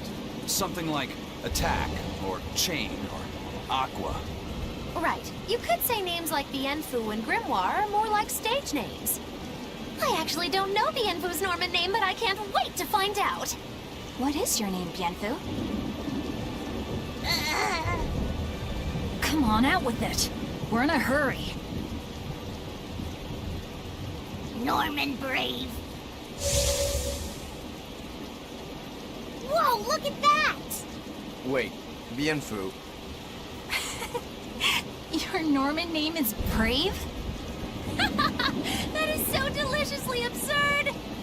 Why do you think I've never told you before, At least the board works, meow. And if we get on this board, it'll move us around? Well, about that. The board propels itself by pushing against Earth Pulse flows. To do that, the board needs information on the flows, but this one here's a completely blank slate, meow. First, you need to find the geotrees in each area. They serve as a conduit between the surface land and the Earth Pulses, meow. Once you've actually located a geotree, you can record that area's Earth Pulse data into your geoboard, meow. Got it. This area's geotree is right over there, meow. All right then. So long as we find more geotrees, we'll be able to use the geoboard to travel much more quickly. This is what I was talking about. Being able to like surf so you can move around quicker, because it takes so long to just walk places, you know? So yeah, we're gonna see what it looks like once we get to this place and use the geoboard. Or whatever. Dang, it's in the center too.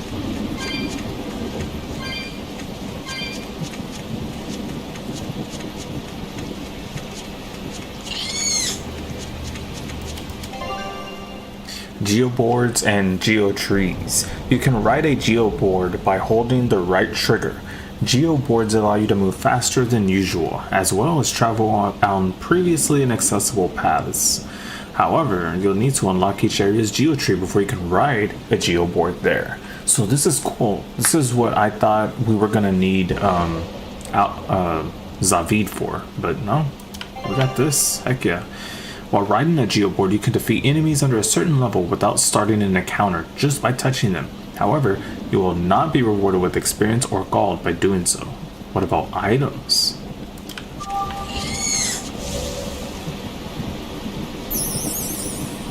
This is nice.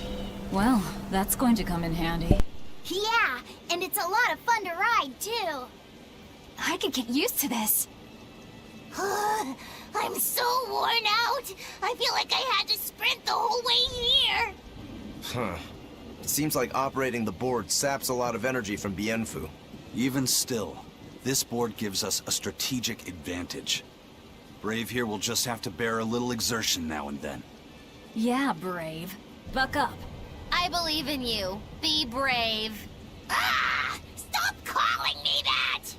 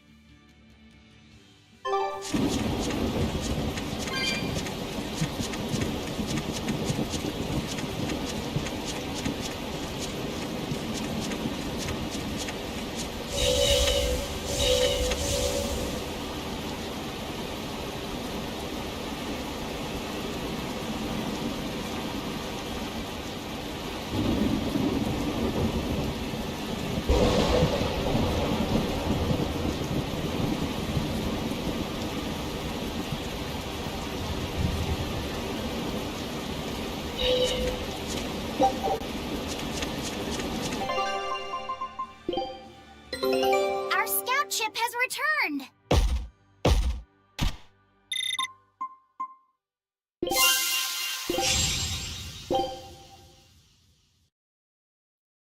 Scout ship departing.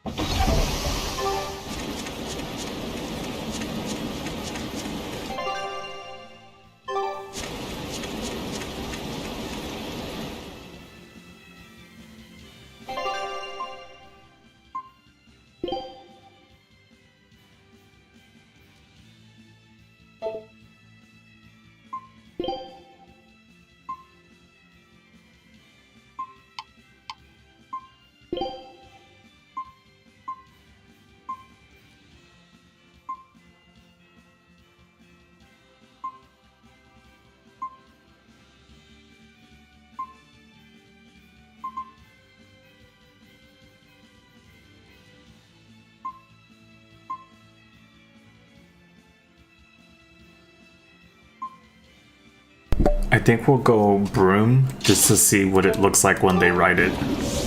Yo, she's on it like a... Okay, that's cool. I like that. I think that fits, but I think it'll fit even more if we put... Let's see. No. Let's see. Fine. I'll join. Shall we be off? There we go. Okay, we're not going there though. Now this is how we're gonna get around. It is quicker.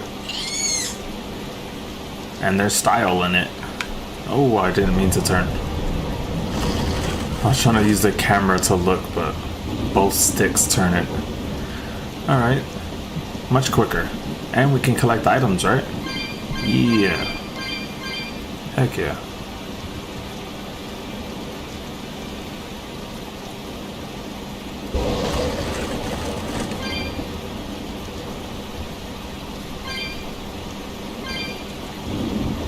Let's not get too brave. There's still a hornet that moves pretty fast, so give him his distance.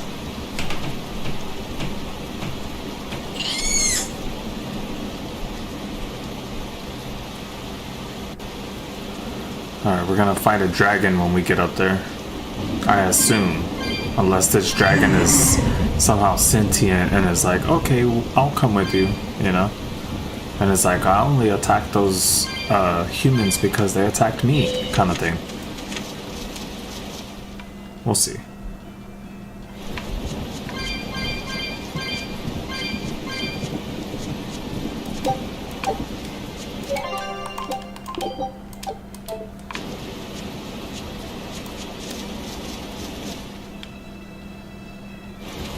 Oh, here it is. Time to fight.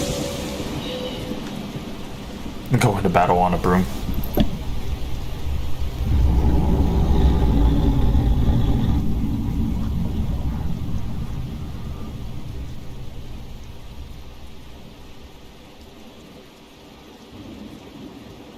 It looks so deadly.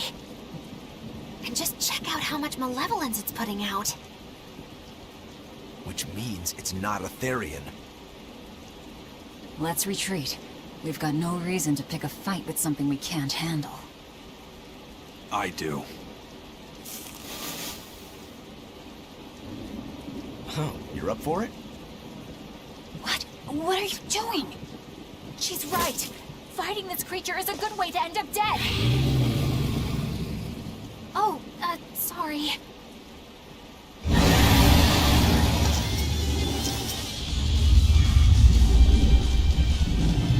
Well, no turning back now.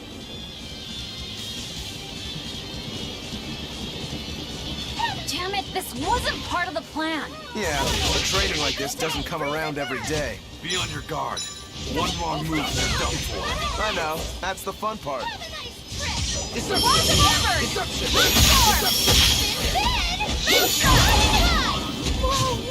this? See this? Fertile blue! Fertile blue! See this?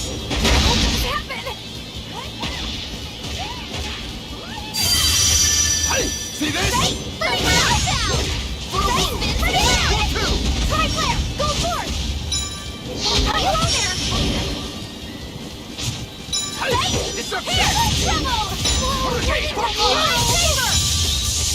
it her or is it just me?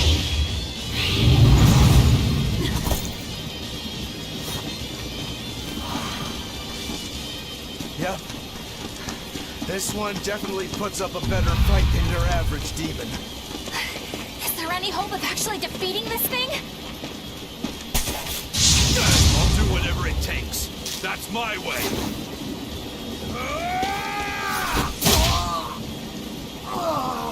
Zavid! Yeah. I see you're out for blood, as usual. You knew, didn't you, Eisen?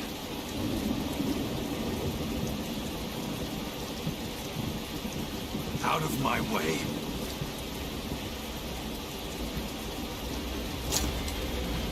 What? Are you protecting the dragon? She's not a dragon! Huh? Back off, or I'll make you back off.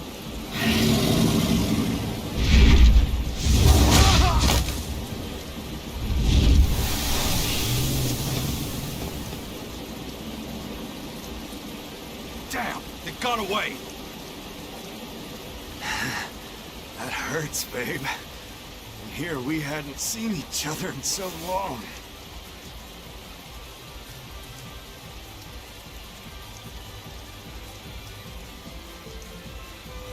Hold it.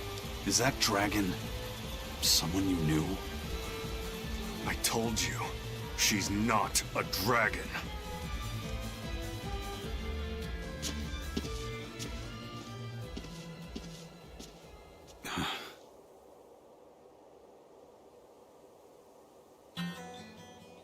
So, it seems old Check Out My Pecs and the dragon have some kind of close ties.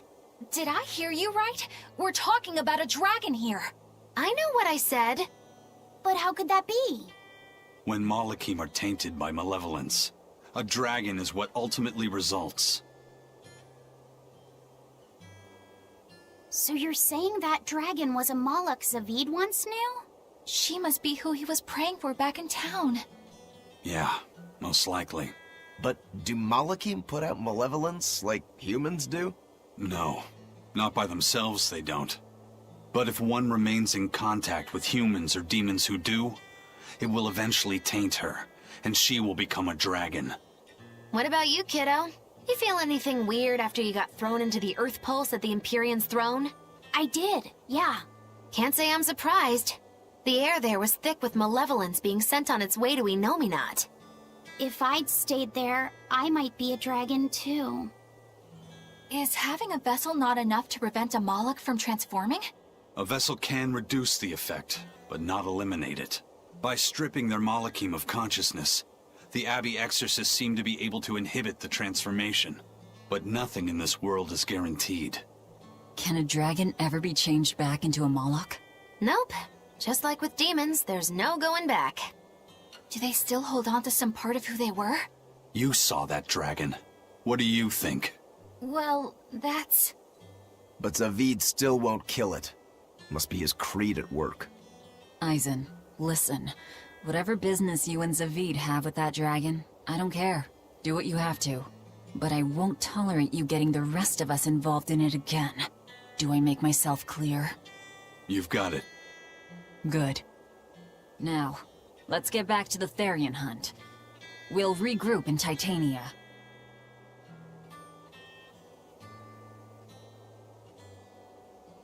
If what Eisen said is true, then could I wind up as a dragon someday? Or Eisen too? I don't know.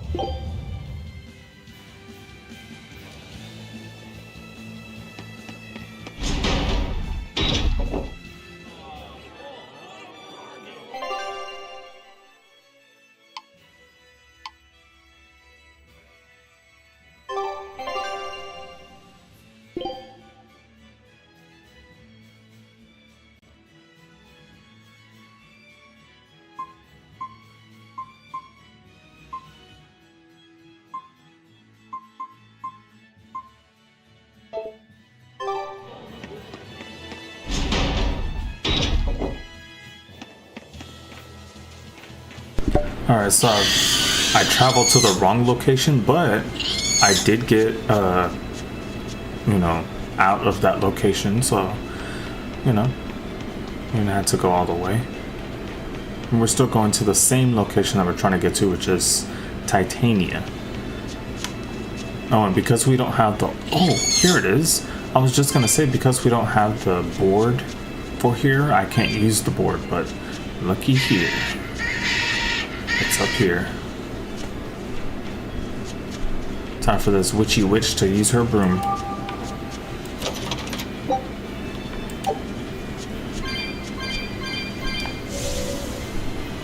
Yeah, now we can move.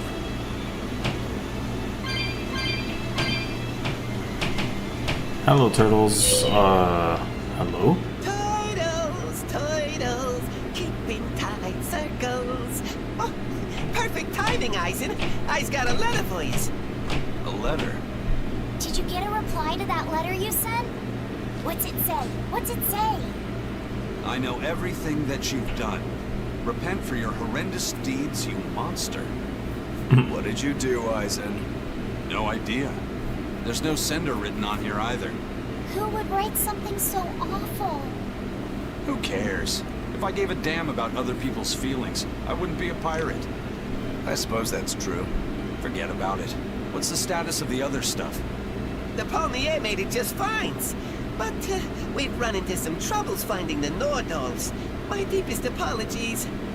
What are Nordals? Nordals used to be given out by Empyrean temples. If you collect a set of 4, you find happiness. Oh, so they said. Nowadays, there's only 4 left. Red, blue, green, and black. Even worse, nobody hardly knows nothing about them. Dolls of the Empyreans. Do you think they're like that one we saw of Aminoch in that shop in Isolt? Kind of. But these are less gloomy looking and more, how can I describe it? Something like a quiet radiance? A quiet radiance. That's perfect! I think I get it. I'd never have pegged you as a collector of religious claptrap, Eisen. Think they'll help keep the Reaper away? Probably not. But in the off chance they actually work, they'll keep her safe. Huh. Hey, that letter Eisen sent off earlier was addressed to a woman, wasn't it? Our little Laffy set is growing up. No, I wasn't implying she was his girlfriend. Her writing just seemed more mature, and...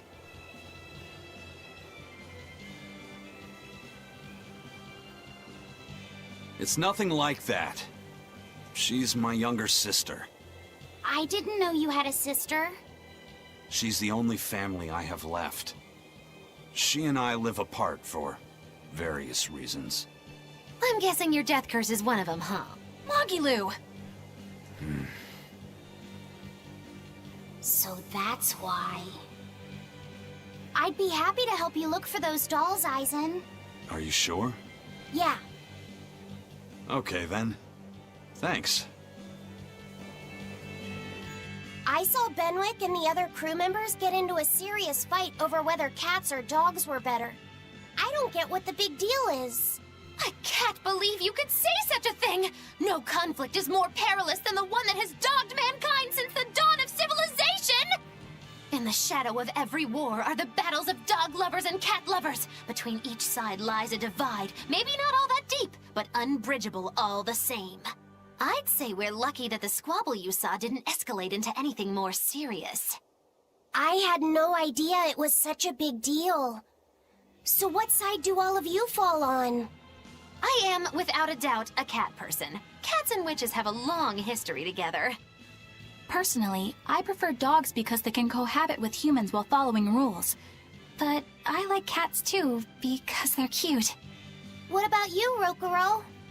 Shigure liked cats, so I don't. But I like dogs even less. Always wagging their tails for their masters. I feel the same way. Dogs will trade anything for food. Learning tricks, wagging their tails, getting friendly, and in time, even forgetting to howl. I think that's too cynical. Dogs make efforts to please humans so that we can live together.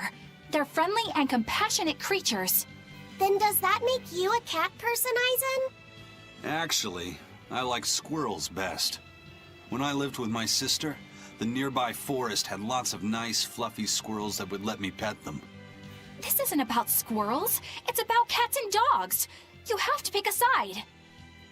If I had to choose, yeah, it'd be cats. There's something lovable about the way they act, especially when you spoil them. Reminds me a lot of my sister. What about you, Velvet? Cats or dogs? Dogs. They don't betray you. You always have to be so serious, don't you? So Velvet and Eleanor like dogs, while Magilu and Aizen prefer cats. And Rokuro doesn't care for either one. That makes you our tiebreaker, kiddo. The fate of this showdown is in your hands. It is? Now that you're no longer the Abbey's dog, perhaps you're thinking of being one for Velvet's column? What has that got to do with anything? We're just talking about which animal we like. If you're getting so angry over this, he's going to have no choice but to pick dogs. I just told you. No more fighting! This is clearly getting out of hand, so why don't you all agree that you're Bienfu people and make up already? And what makes you special enough to have Bienfu people? Because I can be loyal like a dog, but also do my own thing like a cat. If you pick me, everybody wins. I don't think it works that way.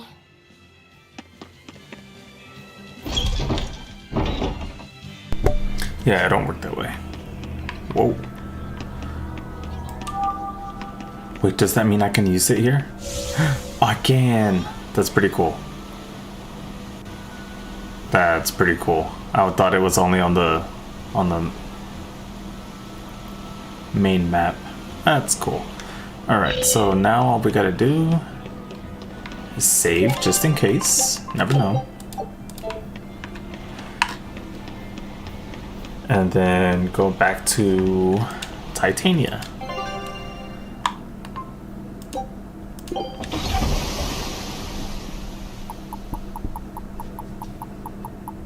I wonder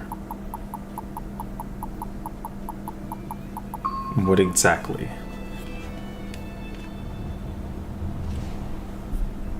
It's gonna happen next. That's what I meant. I guess a dragon was a bit much to take on, even for the Reaper. You should get some rest. We all should. I'll just get the crew started on readying the ship for our next departure. All right, you go do that. Laphicet, you should get some rest too. I'm fine. It's more important that I focus on finding an actual Therian this time. I'm going to take another try at sensing the Earth Pulse points.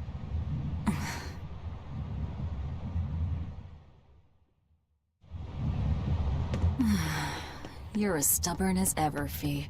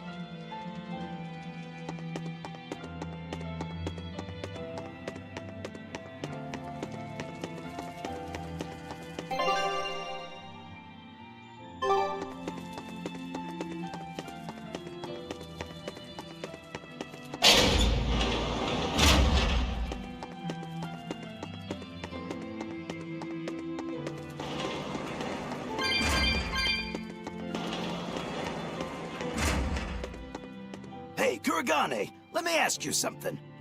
More complaining, is it? Come on, don't be like that. Every time I turn around, Velvet or one of the pirates is telling me to go make some delivery to some island. I can never get a break. Isn't that just a sign they think you're a dependable guy? Maybe, but I don't see them sending you off on errands. It's like they take one look at your face and decide to leave you alone. I don't have a face. Oh, right, sorry. Slip of the tongue. Maybe you just don't know how much work I do around here. It's more than you think. Anything to do with iron, I do it. Making tools, repairing things. What do you take me for? Some kind of cheeky freeloader? I don't even have cheeks. You're too funny. But doesn't it ever annoy you to have all these kids giving you orders? I've spent my entire life thinking of nothing but forging swords. It's been centuries since I've interacted with youngsters like them. They can be a hassle, but at least it's a new hassle. Yeah, that's what I thought at first, so I went along with whatever they asked. But I've been too nice, so they keep pushing work onto me. Maybe if I hadn't been so helpful, they would have stayed out of my face like they stay out of yours. I don't have a face. That's not the point. Aren't you even listening to what I'm saying here? You need to make up your mind. You and I got on this ship alongside these people, who are putting themselves in great danger in order to live the lives of their choosing. If you don't like it, then go on and get off this ship with your tail between your legs. Yeah, except I don't have a tail right now.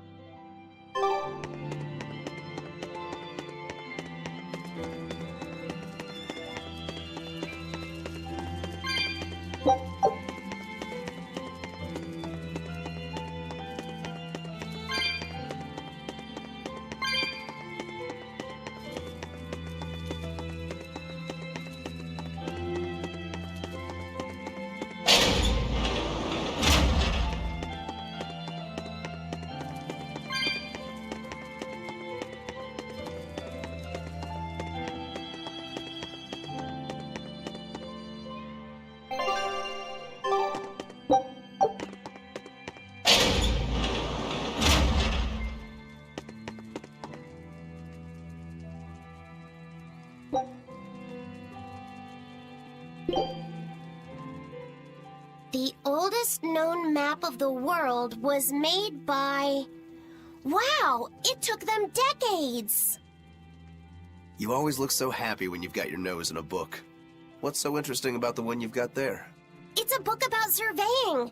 When I read it, I can imagine myself traveling afar and making maps of the world. It sounds like so much fun. I know just how you feel. I know Magilu and the others don't understand. But I just can't help but feel excited when I think about us completing a map of the entire world. It's the thought of treasure that gets me more fired up. Obviously, there's treasure waiting to be unearthed too, but that's more of a bonus on the side. Crossing uncrossable oceans, going to lands where none have gone before. The voyage itself, the dance with death, these things hold value greater than that of any treasure. Ah, adventure! Truly the romance of the quest we call life. Laphicet, you had a map, didn't you? The one you dropped when we first met? It's a world map I got when I was with the Abbey, but I only checked out the places really close by. I could hardly call it adventure. There's more to adventuring than visiting far-off lands and sailing stormy seas, you know. Adventures are about achieving your ambitions and leaping across the walls we've built to protect ourselves, no matter the danger that waits on the other side. There are no big or small adventures. Even if I only went to Helavis and the Figal ice caps? Think of it like this. When you sneaked out of town without the Abbey noticing, when you walked the land and compared it to your map, how did that make you feel? It was scary, but fun. Exhilarating. Then it was an adventure. The map you made within yourself is a treasure that's only yours. Wow, my very own treasure!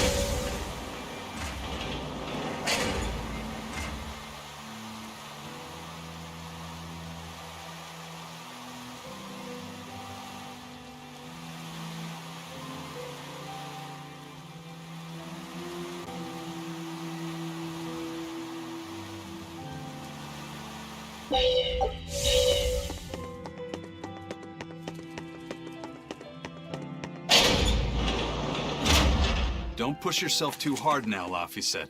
You hear me? I hear you. I just...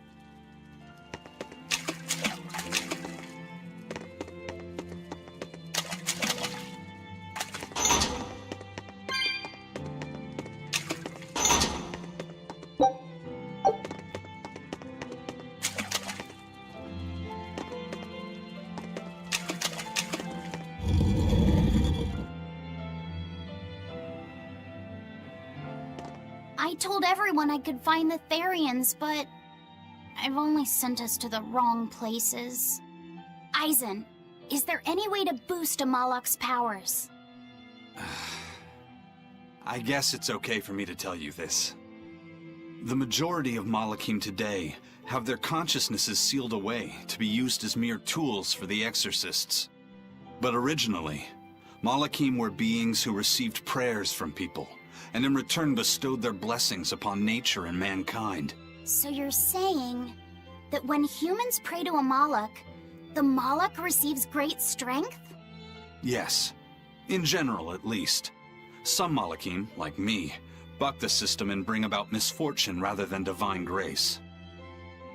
Oh, that's unfortunate. But who would ever pray to me? Maybe you didn't lead us to any Therians, Fee, but it's not like we came back empty-handed. We found orichalcum to use against Shigure, and we also learned we can hold our own against a dragon.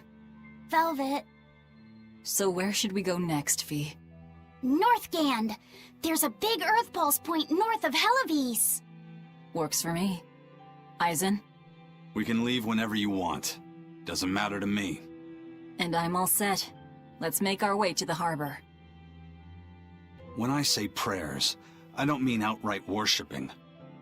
All I'm talking about are earnest thoughts and feelings directed at you. I see. So I'm already receiving prayers then.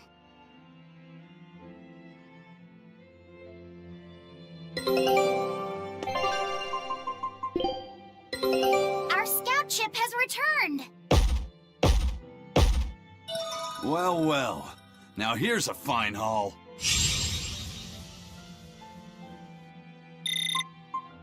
It worked! Huge success!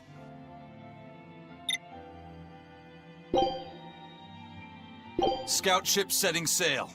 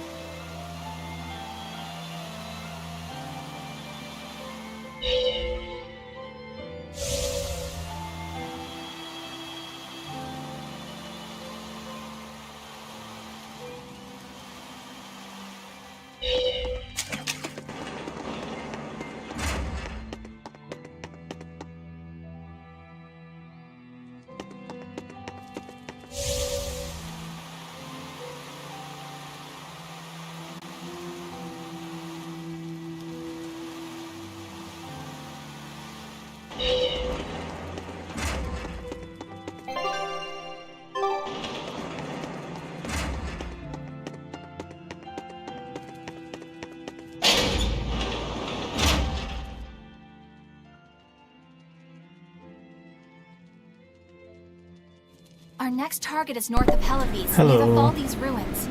In light of everything we know, I'd say it's highly likely we'll find a Therian there. Let's hope! Then we should make our first stop, Port Helivis. With the, mischief we got into last time, getting into the city might prove difficult. Benwick, how are things in Helivis right now? That shipping guild that used to handle our mooring is pretty much toast. But for some reason, the Abbey isn't watching the port as much as they once were. Unfamiliar ships have been hauling in relief supplies, so if we pose as one of the transport ships, I think we can slip in. And if we divert some supplies to an unofficial channel, we might be able to secure a new mooring partner. Smuggling in relief supplies for our own disaster. Cheeky bastards, aren't we? It's what'll get us in. That much is true. It's a plan. Roger. I'll get right on it.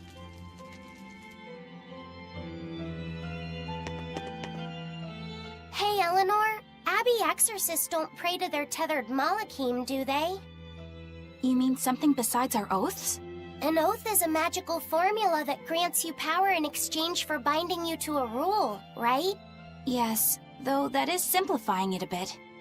When Malakim receive human prayers, they bestow their blessings upon people and nature. Aizen told me that we Malakim grow stronger when humans pray to us. Prayers and blessings? I've never heard of that. I used to think the same way as the other exorcists. Malakim are merely tools that allow us the use of arts. Yeah, that's what I figured. But Innominat is different. The exorcists all worship him. They have faith in his mighty power. And not only that, the people of this nation pray to the Empyrean for salvation, just as Artorius instructs them. Ah, I get it now. See the wheels turning, do you, kiddo? Huh? Artorius founded the Abbey within the existing Church of the Empyreans, so that he could direct the people's thoughts towards Innominat. So that even while they lionize Artorius as their savior, they are made aware of Innominat's presence behind him. Everyone starts believing in Innominat. The prayers of the entire world go to him, becoming his power. After the centuries-long decline of Empyrean worship, he becomes stronger than anyone today could imagine. The pieces do fit. Oaths, prayers, blessings, the Daemonblight. So much in this world is affected by matters of the heart. They hold magical power, both effective and meddlesome.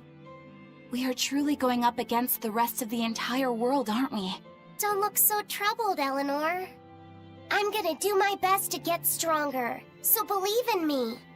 I am a Malak, after all. Oh, Laphicet, you've become so brave so quickly. Have I? But you're still cute when you get embarrassed.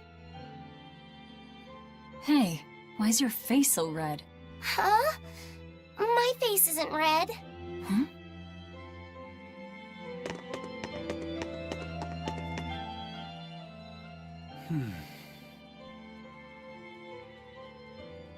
Hey, Aizen. What's it feel like to get a letter? I don't feel anything, nor do I want or need to. There's no joy in receiving these things. Huh? Why not? Don't be so shocked. Look, it's just an invoice from the turtles. What's the big deal anyway? Do you wish you get letters too? Yeah. But I don't have anyone to send letters to. Let alone anyone who would send me any. Laphicet, I've got a letter for you. What? Really? Who could it be from? The sender is... Bienfu? Yup. You got a letter from yours truly. I figured you'd be wanting someone to send you a letter right about now, so I wrote one up for you. What do you think? You're happy, right? Oh, yeah. Thanks, Bienfu. I'll even read it for you. Dear Malak Laphicet, I hope that this letter finds you in good health and high spirits. Thankfully, I'm doing well myself, with no major changes to report. Bienfu's taking all this so seriously. It's so rare to actually see him like this. As you're aware, I've been spending my days ironing Magilu's outfits, sewing her buttons, and washing her hat and tremendously long socks. Recently, however, I made the mistake of remarking to her that she might not have been quite as slender as she once was in her younger years. She hung me upside down from the roof in the middle of the cold. I nearly became a frozen Normansicle. It was so horrible that I couldn't stop my tears from flowing down my little cheeks.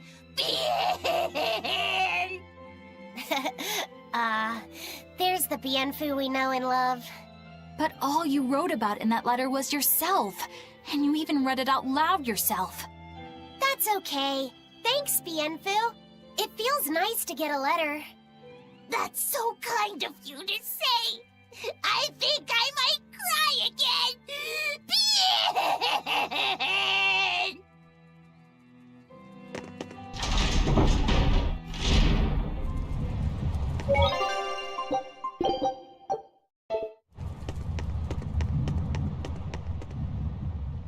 We've loaded everything bound for Helaviz. With that much trade, I doubt anyone will suspect us.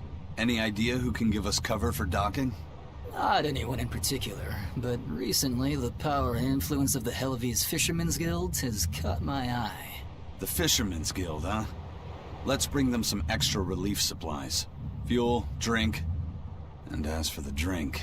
12-year-old amber draft. The sailors of Helaviz have an eye for the stuff. You heard that from Dial, I take it. He's got a sharp eye.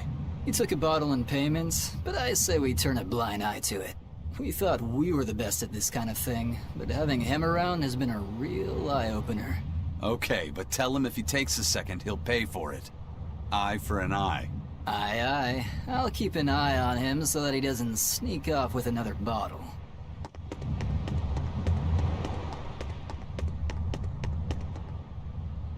The supplies are loaded. We can make for Helaviz whenever you want. That was fast. If we weren't hard workers, we wouldn't be sailors.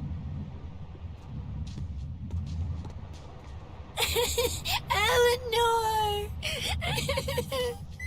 Oh, what's wrong, Kamoana? She said she had a dream about her mom. When Mommy saw me, she said I looked scary. That she didn't want a scary little girl like me. Your mother would never say that, sweetheart. But how can you be sure? Well, how do I put it? I know because I know. You're just lying to make me feel better.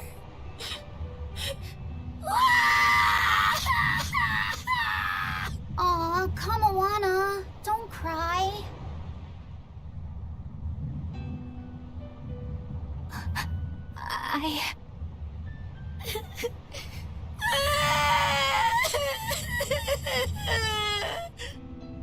Oh, this is the part I hate about little kids. I'm not a little kid! I hate you, Velvet! I hate That's you! right, let it all out. Stop it! Stop it! Mommy! I saw my mommy! She didn't want me!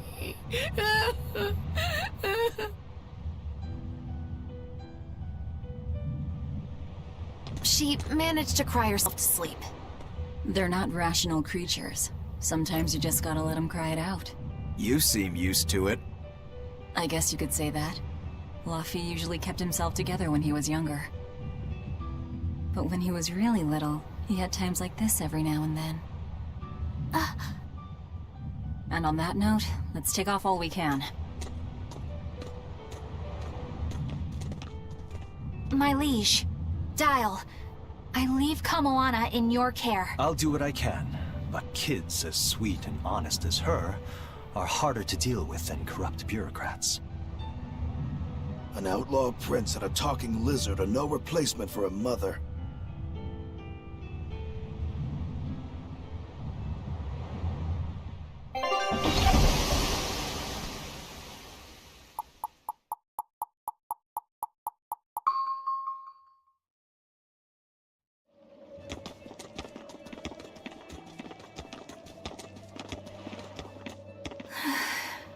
I do hope Kamoana isn't crying anymore. Yeah.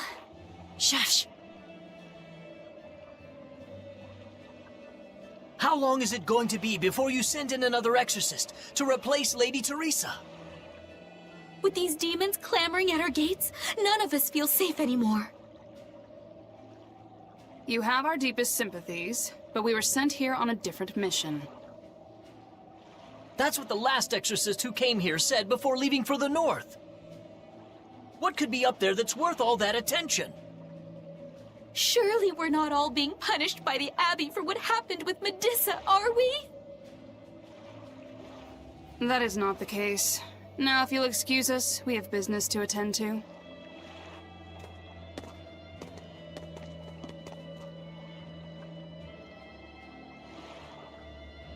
So the Exorcists are just passing through town and heading straight north. Odd.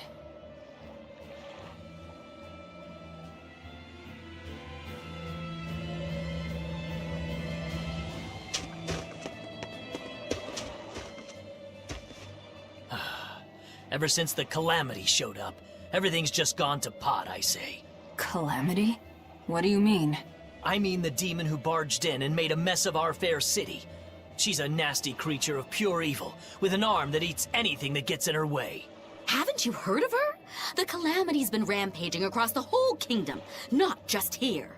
Scant few have seen her and survived. Huh. You don't say. After the Calamity raised our ships and our port, the shipping guild fell apart, and our trade routes got poached by other ports. It's bad. The town relies on trade to make ends meet. People are abandoning the city, and our streets are no longer safe. Not to mention the Daemonblight spreading again.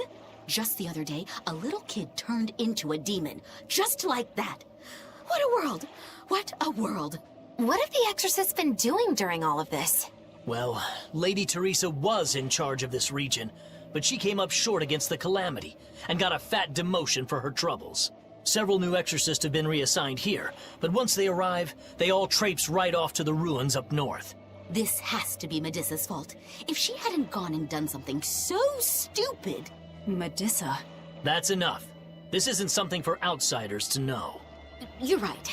Sorry. I'm really worried about what's going to come of this town. It sounds like Hellowes isn't what it used to be these days. We need to ask around and find out more about what's going on here. Agreed. Especially regarding the Abbey and those ruins. I'm also curious about this Medusa woman. The ruins part makes sense, since the Earth Pulse point might be there. But why do you care who Medusa is? Just a hunch. Something tells me she's worth looking into. You're not gonna look into this Calamity chick? She sounds like a real terror. Yeah, I think I'll pass. I already know plenty about what makes her tick. Are you all right, Madam Eleanor? Don't let those people get you down. I'm fine. Thank you for your concern. But could you not do that thing where you blow air on me to dry my tears? All right, I'll just pat your head then. That won't be necessary either. But really, things are in a terrible state. The town burned, the guild ruined, the abbey all but gone. It won't be a functioning port for some time. You can't fault them for being upset. They had it real good here until we came along. Those Hellowesians were like spoiled children. How so? Hellowes was once a tiny fishing village. The bountiful northern seas provided plenty enough fish to sustain their trade. But Flamestone gave them an easy way to get rich. And once they got a taste, they abandoned their old craft. And now they're paying the price. But I've heard that the cooling temperature has covered half the northern sea in ice drift, making fishing much more difficult. But the drifting ice carries tiny organisms, enriching the waters where it melts. The fish should be more plentiful than ever. I suppose you may have a point. We're ones to talk after what we did, but taking the easy path, then complaining as soon as it gets hard, that seems... Spoiled, yes. You said it, Laphicet. I think my appetite's getting a little overindulgent, too. That's not a bad thing. Just means you're healthy. Giant squid come to these waters in this season. Should I ask Benwick to fish some up? Yeah, and some normal octopuses, too. This calamity is... us, isn't it? Well, we've been waging war with the Abbey everywhere we go, and now we're about to take it to a new level. If we pull the next Therian off of the Earth Pulse point, it'll likely be Kamoana's village all over again. The same devastation? Ooh. I wonder if there's something worse than calamity that they can call us. This is no laughing matter. People turn into demons in part due to their own malevolence. It's not like they're entirely innocent. But if there's someone out there who's being forced to act as Innominat's mouth, like Kamoana was, isn't saving them the right thing to do? I cannot argue with that, but... You don't have to worry. I'm the one who will devour the barrier. And I'm the one who will do what needs to be done.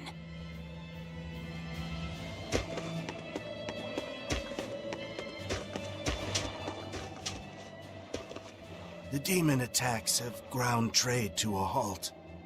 But people are slowly starting to fish again. Are you a fisherman too? Aye. This town got swept up in the recent trade boom. But back when I was a young lad, this was a fishing port through and through. Ever since the shipping guild took over the docks, all of us fishermen got muscled out. Making this a commercial port has helped the town grow. But a lot of people weren't so happy with the guild. It's too bad everyone couldn't just work together.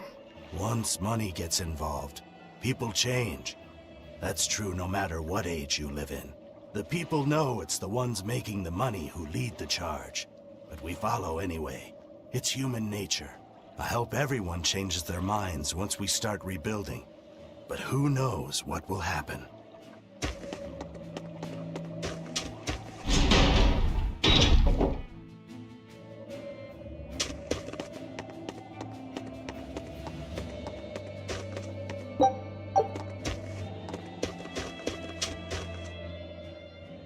Hey, do you mind if I ask you a few questions? Sorry, I'm busy. Try someone else. Excuse me. My name is Eleanor, and I'm an exorcist on patrol with the Abbey.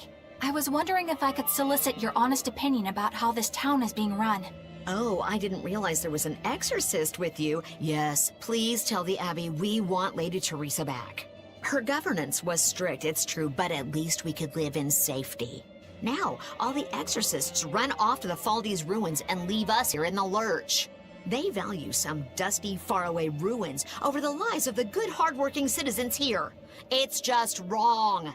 We've always been cooperative with the Abbey's demands, and now this is what we get in return. I see. The Abbey appreciates your, candor. I'll pass your comments on to my superiors.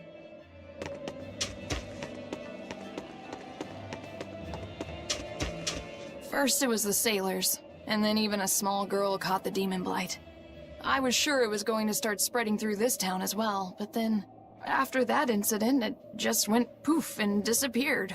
I guess I was expecting a little more after hearing how contagious it was.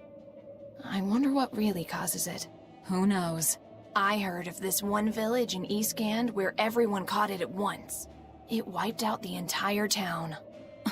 I hope the Abbey develops a cure quickly.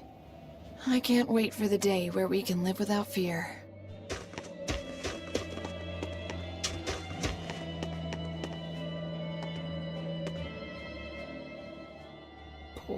Poor Medusa. Are you a friend of hers? Yeah, she used to live just down the road from me. Medusa raised her daughter Diana all on her own. And then they up and murdered the girl. Murdered? By whom? The Exorcists. Once Diana caught the Daemonblight, the damned Abbey exterminated her like a rat. How cruel. I felt just terrible, but I suppose there wasn't much else to be done with her. But Medusa, she hated the Abbey for what they'd done. So she barricaded herself inside the sanctuary. She just kept on screaming, all like, demons have feelings too. What happened after that?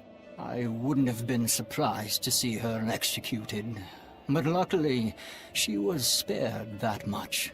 An exorcist stopped the guard who was about to cut her down. Said, don't kill her, she's receptive. Receptive, huh? I think that's their way of referring to her deep faith.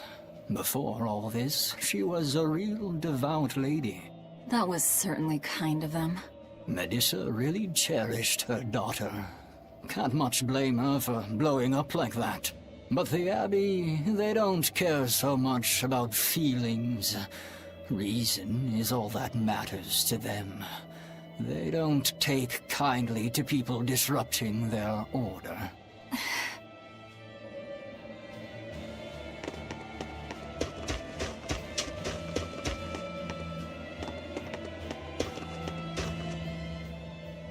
If you go north from Hellebes, you'll come upon the Faldes ruins, which are Abbey property. Mainly, it's used as a checkpoint for hauling ore that's extracted out of Mount Killerhouse.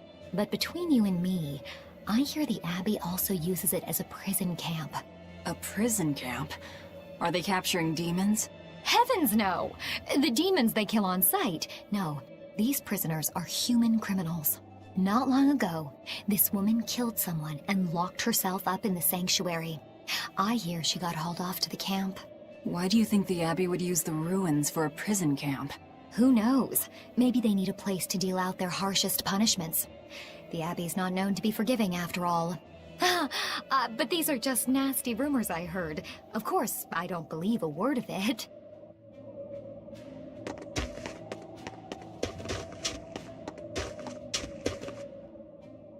I can't believe the Daemonblight has spread into the city now. Scary times. Well, the one who caught it was a little girl, so they were able to deal with her before anything bad happened. But the problem was that the demon girl's mother tried to hide her. That's only human nature. These are dangerous times. We dare not let our emotions control us. One person's selfishness could endanger the entire community. Oh, right. Thankfully, an upstanding citizen noticed something suspicious and reported the child to the Abbey, but the mother went mad and killed him in retribution. And what makes it all the more lurid is, I heard the man she killed was a fellow she was actually thinking about marrying. The daughter had been dead set against her mother remarrying. You can taste the irony. That's horrible. She had it coming. If there's anything worse than demons, it's people who can't control themselves. So, Diana was a girl-turned-demon who was killed by an exorcist. And her mother Medissa hated the Abbey for it. And the Abbey is using the Faldes ruins up north as a prison camp. It's a lot like what happened to Kamawana, isn't it? It's natural for a mother to love her own child. To make that a crime. What I'm curious about is the use of the word receptive to describe Medissa. So long as there is one receptive to divine power, Therians shall be forever reborn. If our interpretation of that ancient book is right, it likely means she's receptive to Innominat's power.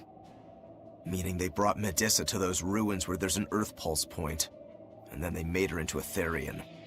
That would certainly put all the pieces together, yep. Plus, if this Therian the Abbey created already hates them, that's all the better for us. Yeah, I imagine she'd be willing to work with us. Although, it sounds almost too easy. Did I jinx it? I just jinxed it, didn't I? Probably, but we won't find out until we try. True. Let's head for the ruins. And don't worry, you totally jinxed it.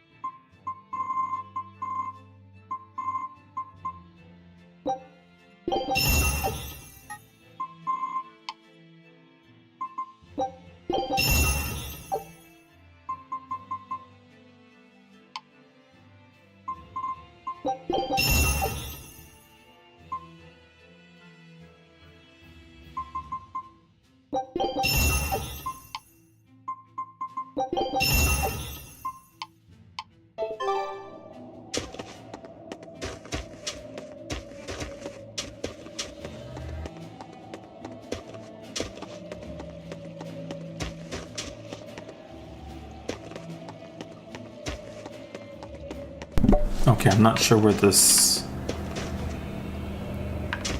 Is it just right here, or what?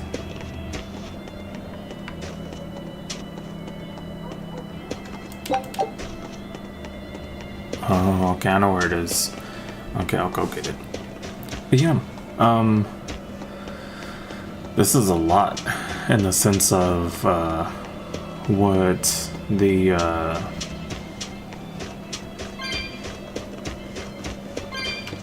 Abbey is doing to the people. They're basically getting them to pray and strengthen Malakim, and the Malakim is gonna do what? I have no clue. I'm 100% sure I didn't finish this game. I finished a different one, different Tales.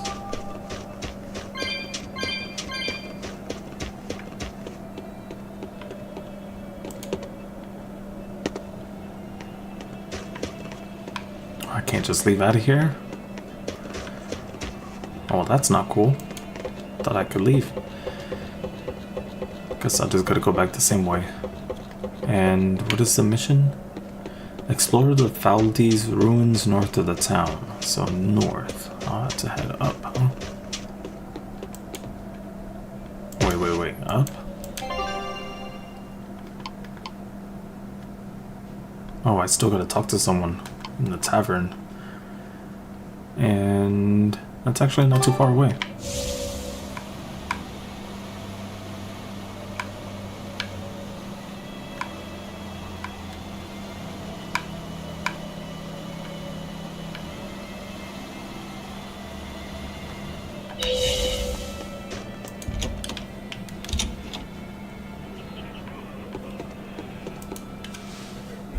Now we have demons rampaging through our towns. Northgan's really had a string of bad luck. The weather's gotten even colder. Melchior's port is blocked by an ice drift, and hardly anyone sails the North Seas anymore. But relief supplies have made it up here, right? It may fill our bellies, but not our hearts. Huh? If the Abbey truly wants to save this town, there's something we need more than food or gold. Lady Teresa!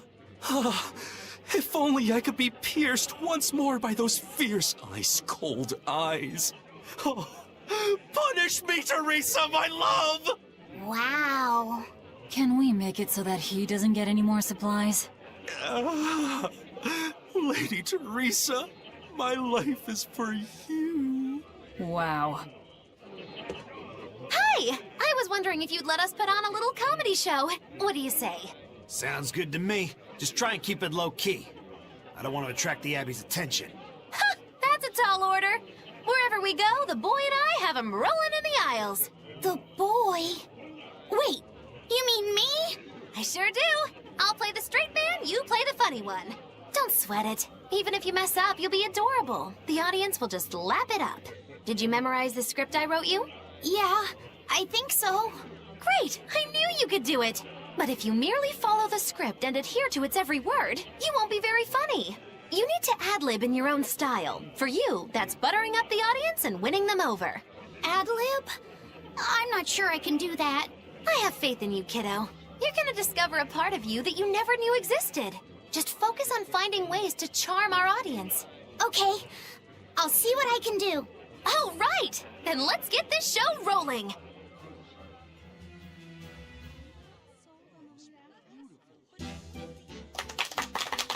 Hi there! We're A Boy and His Witch, your partners in comedy today! Magicazam! We're still new to the comedy business, but we'll do our best to give you a memorable show. I'm Fee, the cute one, and this blustering witch is... Muggy-Loo! Wait, who are you calling blustering? Meow! Sorry, I just suddenly felt like doing an imitation. An imitation? Like, of a cat? Not just any cat, a nearby cat. Meow! You're losing them. Time to go on our charm offensive. Roll with it, kiddo. Every slip-up is just a new opportunity in disguise. See? It's supposed to be a pun on how cats sound and how near is pronounced. I didn't actually hear a nearby cat meow like that or anything. He's explaining the joke? Are you going crazy, Laphicet? What good does explaining a bad joke do? But you told me to ad-lib to try and win our audience over, didn't you? I figured maybe if I explained it to them, they'd get the joke and find it funny. Just stop. Even if they get the joke that way, it's just going to be sad. I don't mind that. I'm not afraid of messing things up. I just want to make sure our audience feels valued.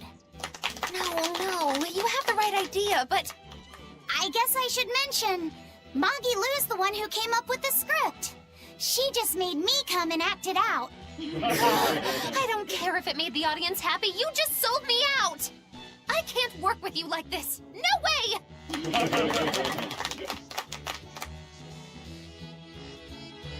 I'd say we got a lot of ad-libbing into our routine today. How was the show? I'll just say one thing. You need a better writer. It wasn't me!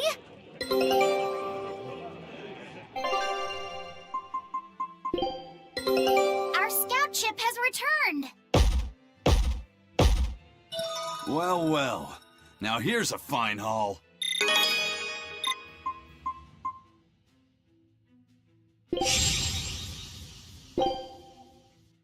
Scout ship departing.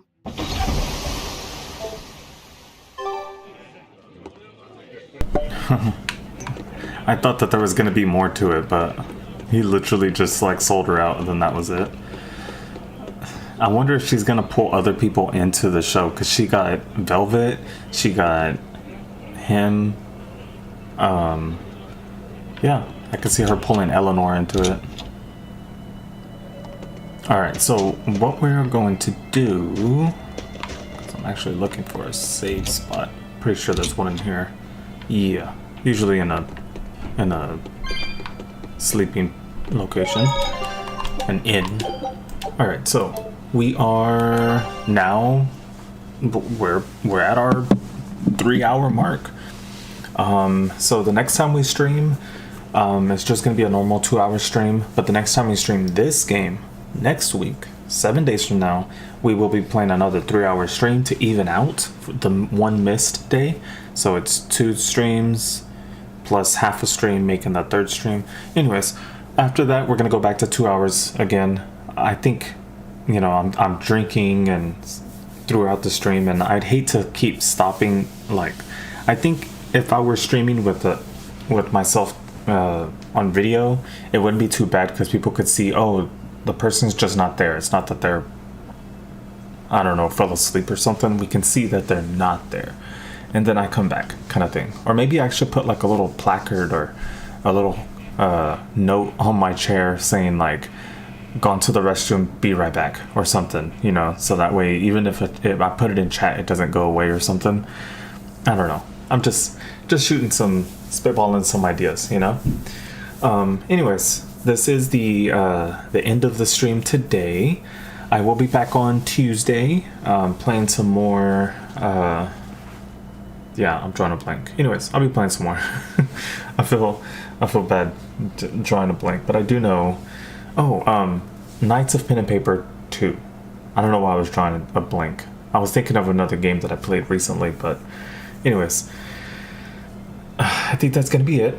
I want to thank you all for stopping by, for watching. I saw that there were actually people watching for a good chunk of time, and I want to thank you, because even though there's a lot of cutscenes, you know, it's not that I don't want to interject myself into the game, but for cutscenes, I feel like, no, let the game speak its piece, kind of thing. But whenever I'm not, you know, I sometimes, whenever it's not a cutscene, sometimes I just don't speak, and it's honestly, that's how I react when I'm playing the game. I don't speak a lot, and when there's certain things, I'll say something, and I just want to be authentic, you know. So I'm just being myself. But I do want to be more open, so just more sharing, not fake, just more relaxed, more sharing. Yeah. But yeah, for today, that's going to be it. I want to thank you all once again. I hope you had a great time today, and I hope you all have a great rest of your day and a great rest of your week. And I hope you stop by next time I stream. Thank you once again, and see you next time.